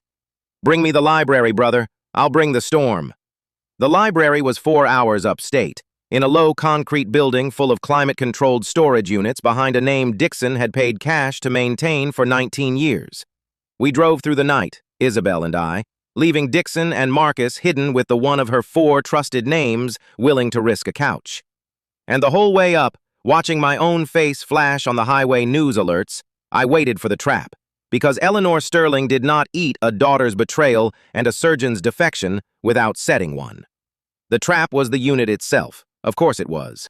Dixon had told one lie to Eleanor about where the files were, but Eleanor had spent 40 years assuming everyone lied to her, because she lied to everyone. And so she'd done the patient paranoid thing. She'd had people watching not just the place Dixon named, but every storage facility in a 100-mile radius that took cash and asked no questions, for years.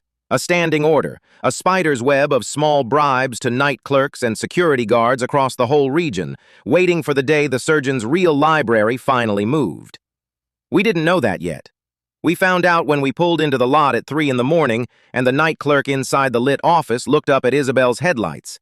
and then looked down, fast, at a phone and started typing. "He just made us," Isabel said flatly, killing the lights.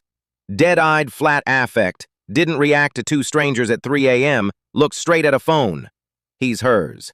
Has been for years, probably. A few hundred a month to call a number if anyone ever comes asking for unit. What's the number Dixon gave? 214. If anyone ever comes asking for 214, she was already out of the car, moving fast and low. "We have maybe 20 minutes before whoever he called arrives, and they will not be police, brother. They'll be the people Dixon spent 40 years cleaning up after. So we go in, we get the files, we're gone before they come, and if we're not gone before they come, you do exactly what I say, and you don't reach through any more glass. Understood?" We went over the fence. Dixon had given me the unit's lock combination, but the family's spider had been patient and thorough, and the lock had been changed, recently, a heavy new mechanism, and for one cold moment I thought we were finished. And then I knelt in front of it in the dark with the pins Isabel handed me and my brother's hands, the sold-off eldest son's hands. The hands that had been picking locks since before I had a name went to work, and the cold steel did the one thing the family had never been able to carve out, or drug down, or erase. The thing that was mine, only mine, from before all of them. And the lock gave with a soft final click that sounded in that dark lot like a door opening on 40 years of buried dead. The unit was floor-to-ceiling shelving, archival boxes, labeled by year. 1960-something to last month. Each box a stack of files, each file a face a murder and a theft, and a stranger somewhere who'd woken up grateful in a stolen life. We didn't have time to read, we had time to load. We threw boxes into the back of the car as fast as our arms could move, working in the dark and the cold, two children of the same sold-off blood loading the proof of an empire into a hatchback. And we were maybe two-thirds done when headlights swept the entrance of the lot. 3 sets, moving fast, and Isabel said one word, "Down," and pulled me behind the car as the first shot took out the unit's light above our heads. I won't pretend I was brave.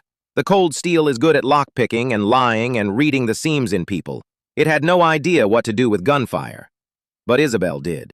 My sister had spent 20 years becoming the thing our murdered brother wanted to make the world safe enough that she'd never have to be. And she became it now, fast and certain and absolutely without panic. And she got us behind the engine block, and she got her own weapon up, and she said, low and level, "They want the files more than they want us dead, which means they won't burn the car with the boxes in it, which means the car is the safest place to be, which means you are going to drive, and I am going to make sure you get to. On 3, you start it, and you do not stop for anything. You do not stop for me. You get those boxes to the prosecutor. That is the entire job. That is the only thing that matters. The files outlive all of us. Say it." "The files outlive all of us," I said. And I meant it. And I hated it. 1, said my sister. 2. I never heard 3, because on 2, headlights bloomed at the far end of the lot, a 4th set, and a horn, and a voice on a loudspeaker that turned the whole world sideways, the last voice I expected, flat and clinical and impossibly calm, amplified across the concrete. "This is the state police. Drop your weapons. You are surrounded. Drop your weapons now." And the 3 sets of headlights that had come to kill us scattered like roaches, because Eleanor Sterling's spiderweb had one strand she hadn't account for, one of Isabel's 4 trusted names, the one who'd taken Dixon and Marcus onto his couch, who had not been willing to touch the case publicly, but had been willing, very quietly, to make one call to a state police captain he'd gone to school with, the moment he heard where the library was. Because some men, even tired, careful men in bought cities, have a line, and 40 years of stolen faces was below it. It wasn't clean. 2 of the family's men got away. 1 didn't. Isabel took a graze across the ribs that bled a frightening amount, and that she ignored with a contempt that frightened me more than the blood. But when the sun came up over that upstate lot, we had the library, all of it, in the hands of state police who answered to no one in our city, with 2 living witnesses and a 3rd coming, and 40 years of Eleanor Sterling's miracles loaded into evidence boxes that her money and her favors and her grieving grandmother performance could not reach, because they were no longer in her city, and no longer in her web, and no longer, for the first time in 40 years, hers to bury. She'd eaten every piece of evidence we'd ever had. She could not eat this. There was too much of it, and it was too far away, and it was real. I called her. I don't fully know why. The state police had her name now. Her estate was about to become the most photographed crime scene in the country's history, and there was nothing left to negotiate. But I called the private number Chloe had given me, the one that rang straight to the senior Mrs. Sterling, and she answered on the second ring, and her voice had dropped the warm bread entirely, and what was left was just the thing underneath, 40 years old and cold as the gallery, and she said, "So, the brother." "The brother," I agreed. "You understand it changes nothing," she said. "I will be charged and I will be old, and I have a great many friends, and trials take years, and witnesses die, and daughters recant, and surgeons hang themselves in their cells out of guilt. It happens. You'd be amazed how often it happens. You've won a night. You have not won the thing. People like me do not lose to people like you. We simply become more careful." A pause, and then, almost curious, the predator examining the variable that had finally beaten her. "I want to know one thing, since we'll likely never speak again. When you were our perfect, grateful butter husband for 3 years, was any of it real? The gratitude, the love for my daughter, or was the cold thing in you there the whole time, awake under the fog, hating us, playing us, waiting?" And I gave her the truth, because the cold steel had no reason left to lie. "Both," I said. "That's the thing you never understood, that your whole 40 years got wrong. You thought a person was a jar you could empty and fill, but I was grateful, and I was awake. I loved your daughter a little, and I was always going to burn you down.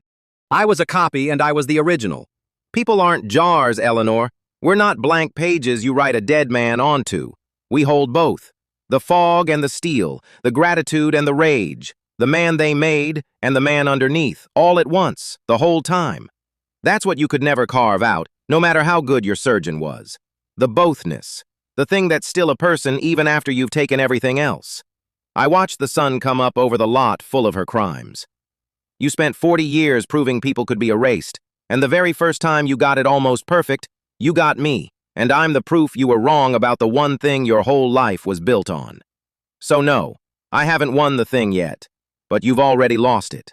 You lost it 3 years ago, the day you let your daughter use the brother instead of a stranger, because the blood remembered, and the blood is going to bury you." She was quiet for a long moment. And then Eleanor Sterling, who had murdered her way through 40 years and a dozen lives and slept, I have no doubt, perfectly well every single night, said the last thing she ever said to me, in a voice that had finally, at the very end, lost its certainty, the smallest crack, the first and only one I ever heard in her. "His name was good, you know, the boy we sold, before your parents needed the money. Your mother held you for 2 days before they took you, and she named you, and it's in our acquisition file. We have everything. We always have everything." A pause. I could not breathe. "If you want to know it, your real name, the one from before all of us. It's in box 1969, the oldest one, the acquisition that started everything. Because do you understand yet, child? You weren't the family's masterpiece. You were the family's first sale. Your father's debt to us is how restoration was born. I built 40 years of stolen faces on the money I made selling a 2-day-old boy, and that boy grew up and came back wearing his murdered brother's face and tore the whole thing down. Something that might, in another woman, have been a laugh. There's a symmetry to it I almost admire. Goodbye, child. Look in box 1969, and then go and have the life I sold out from under you before you ever got to take a breath of it." The line went dead, and I stood in the gray dawn with my sister bleeding and patient beside me and 400 boxes of murder behind me, and I walked to the car, and I found the oldest box, the first one, 1969, and my hands, my brother's hands, our mother's hands, were shaking so hard I could barely open it. And inside, under 40 years of dust, was a thin file, the file that started everything, a debt and a sale and a 2-day-old boy, and clipped to the front of it, in a young woman's careful hand, a woman I would never meet, who'd held me for 2 days and then lost me to her husband's debt and the Sterling family's terrible beginning, was a hospital bracelet, tiny, yellowed, and a name. My name. The one from before all of them. The one nobody had been allowed to call me in 3 years, or, it turned out, in my whole erased life. I'm not going to tell you what it was. Not here, not like this. Some things you keep. But I sat down right there on the concrete with the bracelet in my hands, and I said it out loud, for the first time, in my own voice, in the dead man's face, my brother's face, our mother's bones. And my sister sat down beside me, bleeding into her charcoal coat, and she said it too, tried it out, the name our parents gave their first son before they sold him, and it fit. God, it fit like a face that takes the graft, because it was always meant to be there. And the two of us sat on the ground in the morning light, and we said our brother's name, Caleb. And then we said mine, over and over, the brother who came back, until both of them were real, until both of them were people again, the way I'd promised Dixon every name would be. Come on, Isabel said finally, wiping her eyes, getting up, pressing a hand to her bleeding ribs and pretending it didn't cost her anything. We've got a storm to bring. The state police wants statements. The prosecutor wants the boxes. The whole country is about to find out that the grieving grandmother on every channel built her fortune selling and stealing human beings. And her own daughter is about to walk into a courtroom and end her on live television. The blade was in her voice, but warm now, forged, and under it something I'd never heard from her. Something light, something almost free.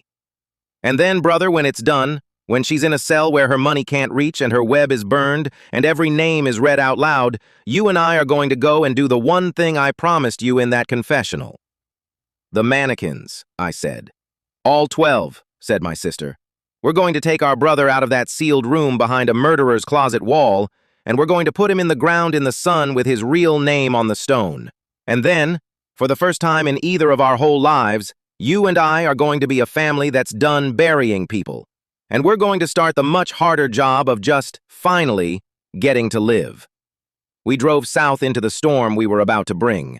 Behind us, the sun came up clean over a lot full of the dead getting their names back. Ahead of us, a city that had spent a day believing I was a delusion was about to wake up to the truth.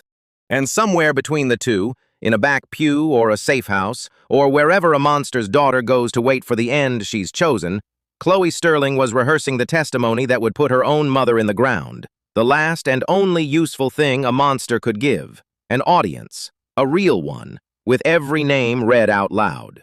The trial started in the spring, and on the first day when the prosecutor called her first witness, it was not the surgeon, and it was not the detective, and it was not the boy from the cage.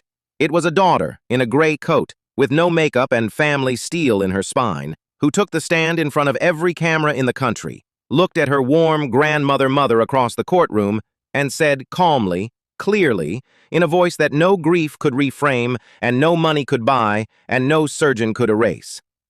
My name is Chloe Sterling. I was never kidnapped. I am the prosecution's witness, and I am going to tell you exactly what my mother is. The trial of Eleanor Sterling lasted 6 weeks, and the whole country watched it the way you watch a building come down, slowly at first and then all at once. I sat in that courtroom every single day, in my brother's face, under my own name finally entered onto a court record, and I watched the warm grandmother performance die one witness at a time. Chloe killed it first. 6 weeks of her mother's lawyers had built their entire defense on the kidnapped daughter, the Stockholm-addled victim, the proof that I was a violent delusion. And then the prosecution's first witness walked to the stand and was the daughter, sound of mind, steady of voice, devastating in her specificity, and the defense's whole architecture fell in the first hour. Chloe didn't rant. She didn't weep for sympathy. She did the thing her mother had taught her without meaning to. She told the truth, all of it, arranged so that the truth damned the right person. And she did it in that calm, cold, family steel voice that no jury could dismiss as hysteria. She named the gallery. She named Marcus. She named the Pembroke account and the housekeeper with the dead flat eyes. She described in clinical detail the night 4 years ago when she'd knelt in her mother's study and begged for any mark but Caleb, and her mother had held her face and chosen murder anyway.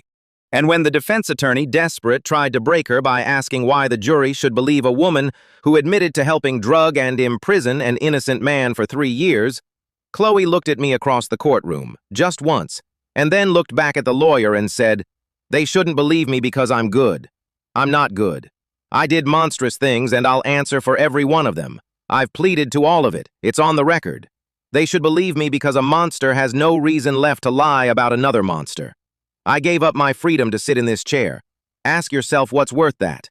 Ask yourself what a person has to have seen to burn down her own mother and her own name and her own future, and have it still feel like the first clean thing she's ever done. The courtroom was silent. The jury was not looking at the grandmother anymore. They were looking at the gallery, at Marcus, at the man being held in a cage with a playlist to reduce his distress. And Eleanor Sterling, for the first time in 40 years, was watching an audience turn. And she could not eat it, and she could not buy it, and she could not reframe it, because it was her own daughter holding the knife. Dixon killed it next. The surgeon kept the bargain he'd wept over in the laundromat stairwell. He took the stand and he gave them 40 years. The library authenticated in his own hand. The before and after of every face. The medical proof that the donors had been alive. The payments, the signatures, the crest of the hand and the mask. He did not ask for sympathy, and he did not get any, and he did not seem to want any. And at the end of his testimony, the prosecutor asked him one last question, whether there was anything he wished to add to the record, and Dr. Dixon looked at the judge and asked if he might read some names. The defense objected. The judge, who had been listening to 40 years of murder for 2 weeks, overruled it. And the surgeon, who had carved my brother's face into a living man, read names into the court record for 40 minutes.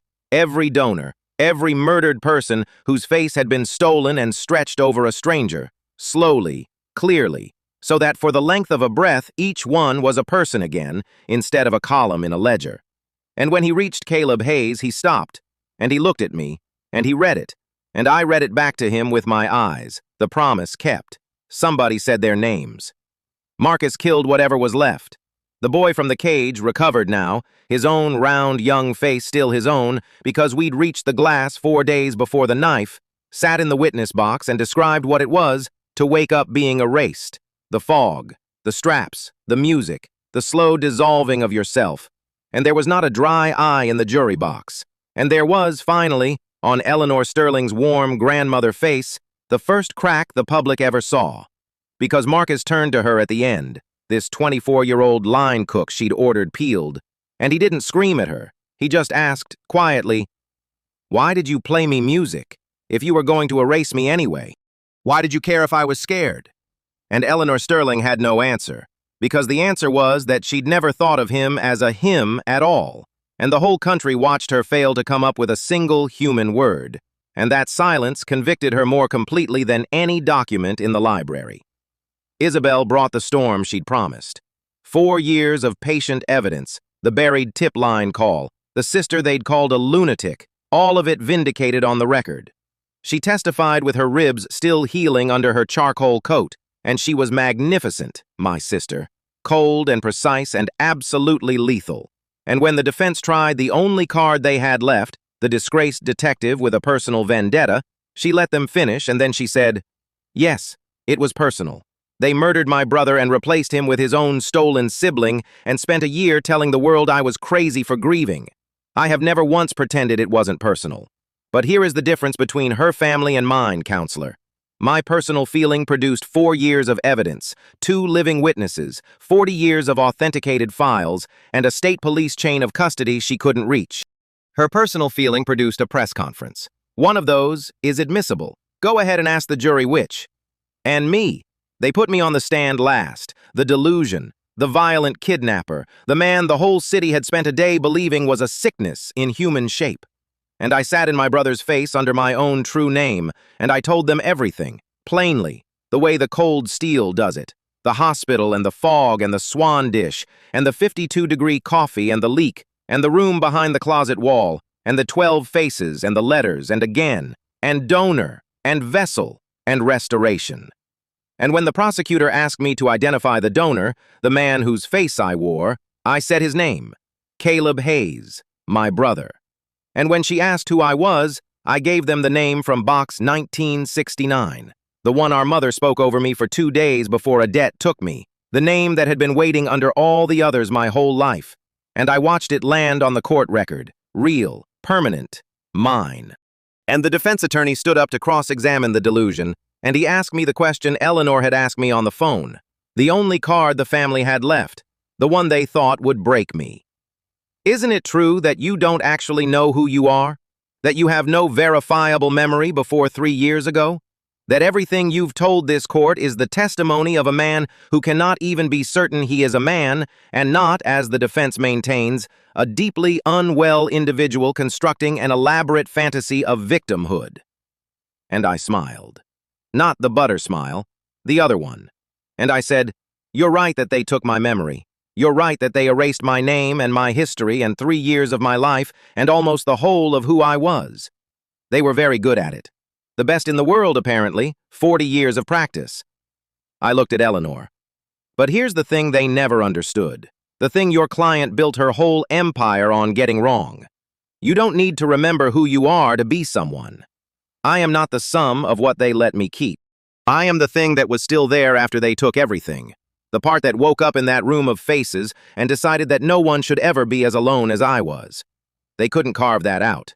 They drugged it, and they fogged it, and they wrote a dead man over it for 3 years. And the day I stopped swallowing their pills, it stood right back up, unerased. Because it turns out the realest part of a person is exactly the part you can't perform, and can't install, and can't take away.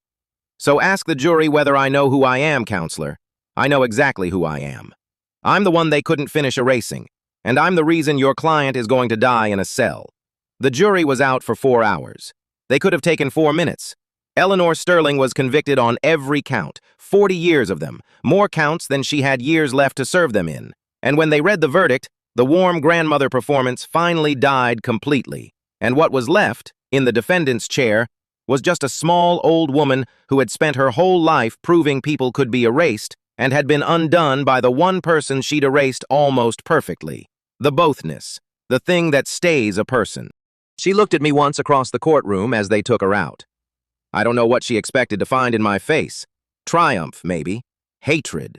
But the cold steel was quiet by then, the work done, and what I felt looking at her was the thing Isabel had told me to hold in the car the first night, both things at once. That she was a monster who had to answer for the worst thing she did, and that she was also, underneath, a frightened girl from some long-ago debt who'd decided the only way to never be taken from was to take first, forever, from everyone. I held both. That's the whole job. And then they took her away and I never saw her again, and she died in a cell 2 winters later, and her money could not reach her there, and no one performed any grief at all. Chloe went to prison too. She'd pleaded to everything, refused every deal that would have traded her testimony for her freedom, because she said a sentence was the only apology she had that meant anything. I visited her once after. I'm still not sure why. We sat across a scratched table and she looked older and lighter, the family steel still in her spine, but the bottomless need finally gone out of her eyes, the need that had drugged me and built me and wept over my knuckles. "I keep waiting to stop loving the ghost," she said. "Caleb, I keep waiting for it to go away now that I know the truth, now that I know what I did. It doesn't. I think it never will. I think I'll love a dead man I helped murder until I'm the dead one. That's my sentence, not the cell. The cell's easy." She looked at my face, my real face, the one she'd spent 3 years refusing to learn. "Will you tell me your name? The real one? I gave you 3 years of a dead man's. I'd like to know the living one, even if I never get to use it." And I told her. The name from box 1969. And Chloe Sterling said it once, softly, like setting down something heavy she'd been carrying her whole life. And then she nodded, and we never spoke again. And I have made my peace with the strange, unhealable fact that one of the people who hurt me most is also the one who set fire to her whole life so I could walk out of that stairwell alive. People are more than the worst thing they did, and they have to answer for it. Both, the whole time. It never stops being hard. We buried Caleb in the spring, after the verdict. The state released the 12 mannequins from evidence into my custody because by then the court understood what they were. Not props, not trophies, but the only grave my brother had ever gotten. 12 rehearsals of a murdered man's face. Isabel and I did not bury all 12.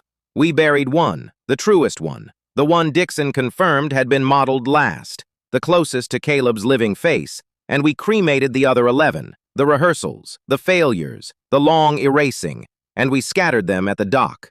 The dock from the memory.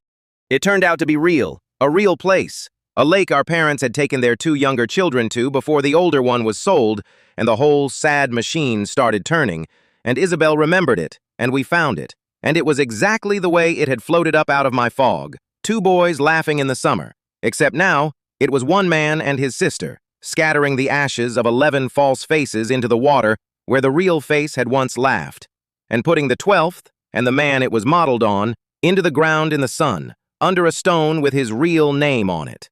Caleb Hayes, brother, who used his last free phone call to protect a copy he'd never met, because even at the end, even in a world this rotten, he refused to stop being the better twin. I said the names there too, all of them. Every donor from Dixon's 40-minute reading out loud at the water, because somebody should say them somewhere that wasn't a courtroom, somewhere with sun on it. It took a long time.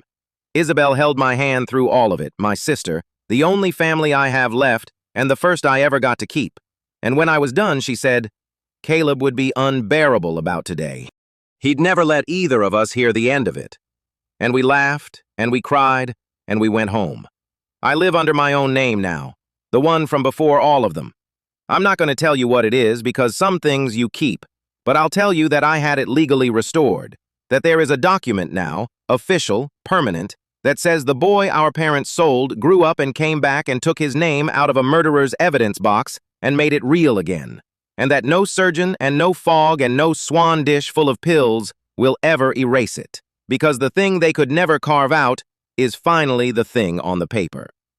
Marcus comes to dinner sometimes. He's cooking again, a real kitchen, his own face, his own life, and he calls me the night someone reached through the glass, and I tell him I just paid forward the phone call my brother made, and that someday he'll get to make one too. And that's how it goes. That's the whole chain. Somebody comes for somebody, 4 years too late or 4 days in time, and either way you reach through the glass. People still ask me, when they hear the story, the same question Eleanor asked me on the phone, whether any of it was real. The 3 years, the gratitude, the love. Whether the man they built was ever a real man or just a fog over a weapon waiting to wake up. And I tell them the truth, the thing I learned in a room full of my own stolen face, the thing that ended a 40-year empire built on the lie that people are jars. Both. It was all real and none of it was the whole truth, and a person is not a thing you can empty and fill. I was their grateful butter husband, and I was the cold steel that burned them down. I loved a little, and I lied the whole time, and I hated them, and I held both. The man they made and the man underneath. The copy and the original, all at once, the entire time. Because that's what a person is, the bothness, the part that stays human even after everything else is taken, the part you can't perform and can't install and can't carve out and can't erase. They spent 40 years proving people could be made into anything, and the very first time they got it almost perfect, they got me. And I was the proof they were wrong. My wife took care of me perfectly for 3 years. And then I found the room behind the wall, 12 mannequins wearing my dead brother's face, and a stack of love letters to a man who wasn't me. It should have been the end of me. It was the beginning, because the family that built me made one mistake, the same mistake monsters always make. They were so sure they'd emptied the jar that they never once checked whether something was still alive at the bottom of it, awake under the fog, learning their faces, picking their locks, waiting, the whole patient time, for the rain to find the door. It always finds the door, and when it does, the copy walks out into the light, with his own name finally on his tongue, and he burns the whole thing down. People ask me sometimes if I'm angry that I lost it. The 3 years, the name, the whole childhood that a debt and a sale stole before I could remember it. And I tell them the truth, which is the last thing I learned, sitting on a dock scattering 11 false faces into the water where my brother once laughed. No, I'm not angry that I lost it. I'm astonished that I got any of it back.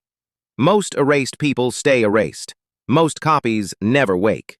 Most brothers stay at the bottom of the lake, and most sisters get told they're crazy until they believe it. And most monsters die warm in their beds with grandchildren who never know. The world is not built to give stolen people their names back. And yet, here I am, with mine on a document, and my brother's on a stone in the sun, and a sister who tells me he hummed when he cooked, and a boy I carried through glass who cooks now too, his own face, his own song. The machine that erases is enormous and patient and 40 years deep. But the other machine, the one that comes for people, the one Caleb started with a phone call, that one is just as old and just as patient, and it only has to win once per person to undo everything the first machine did. It won for me. 4 years too late, through a confessional screen, in a cracked voice that wouldn't stop saying, "Find the copy." It always finds the door. So if you're out there in the fog right now, awake just enough to know something's being taken, hear me. Somebody is coming. Maybe 4 years too late.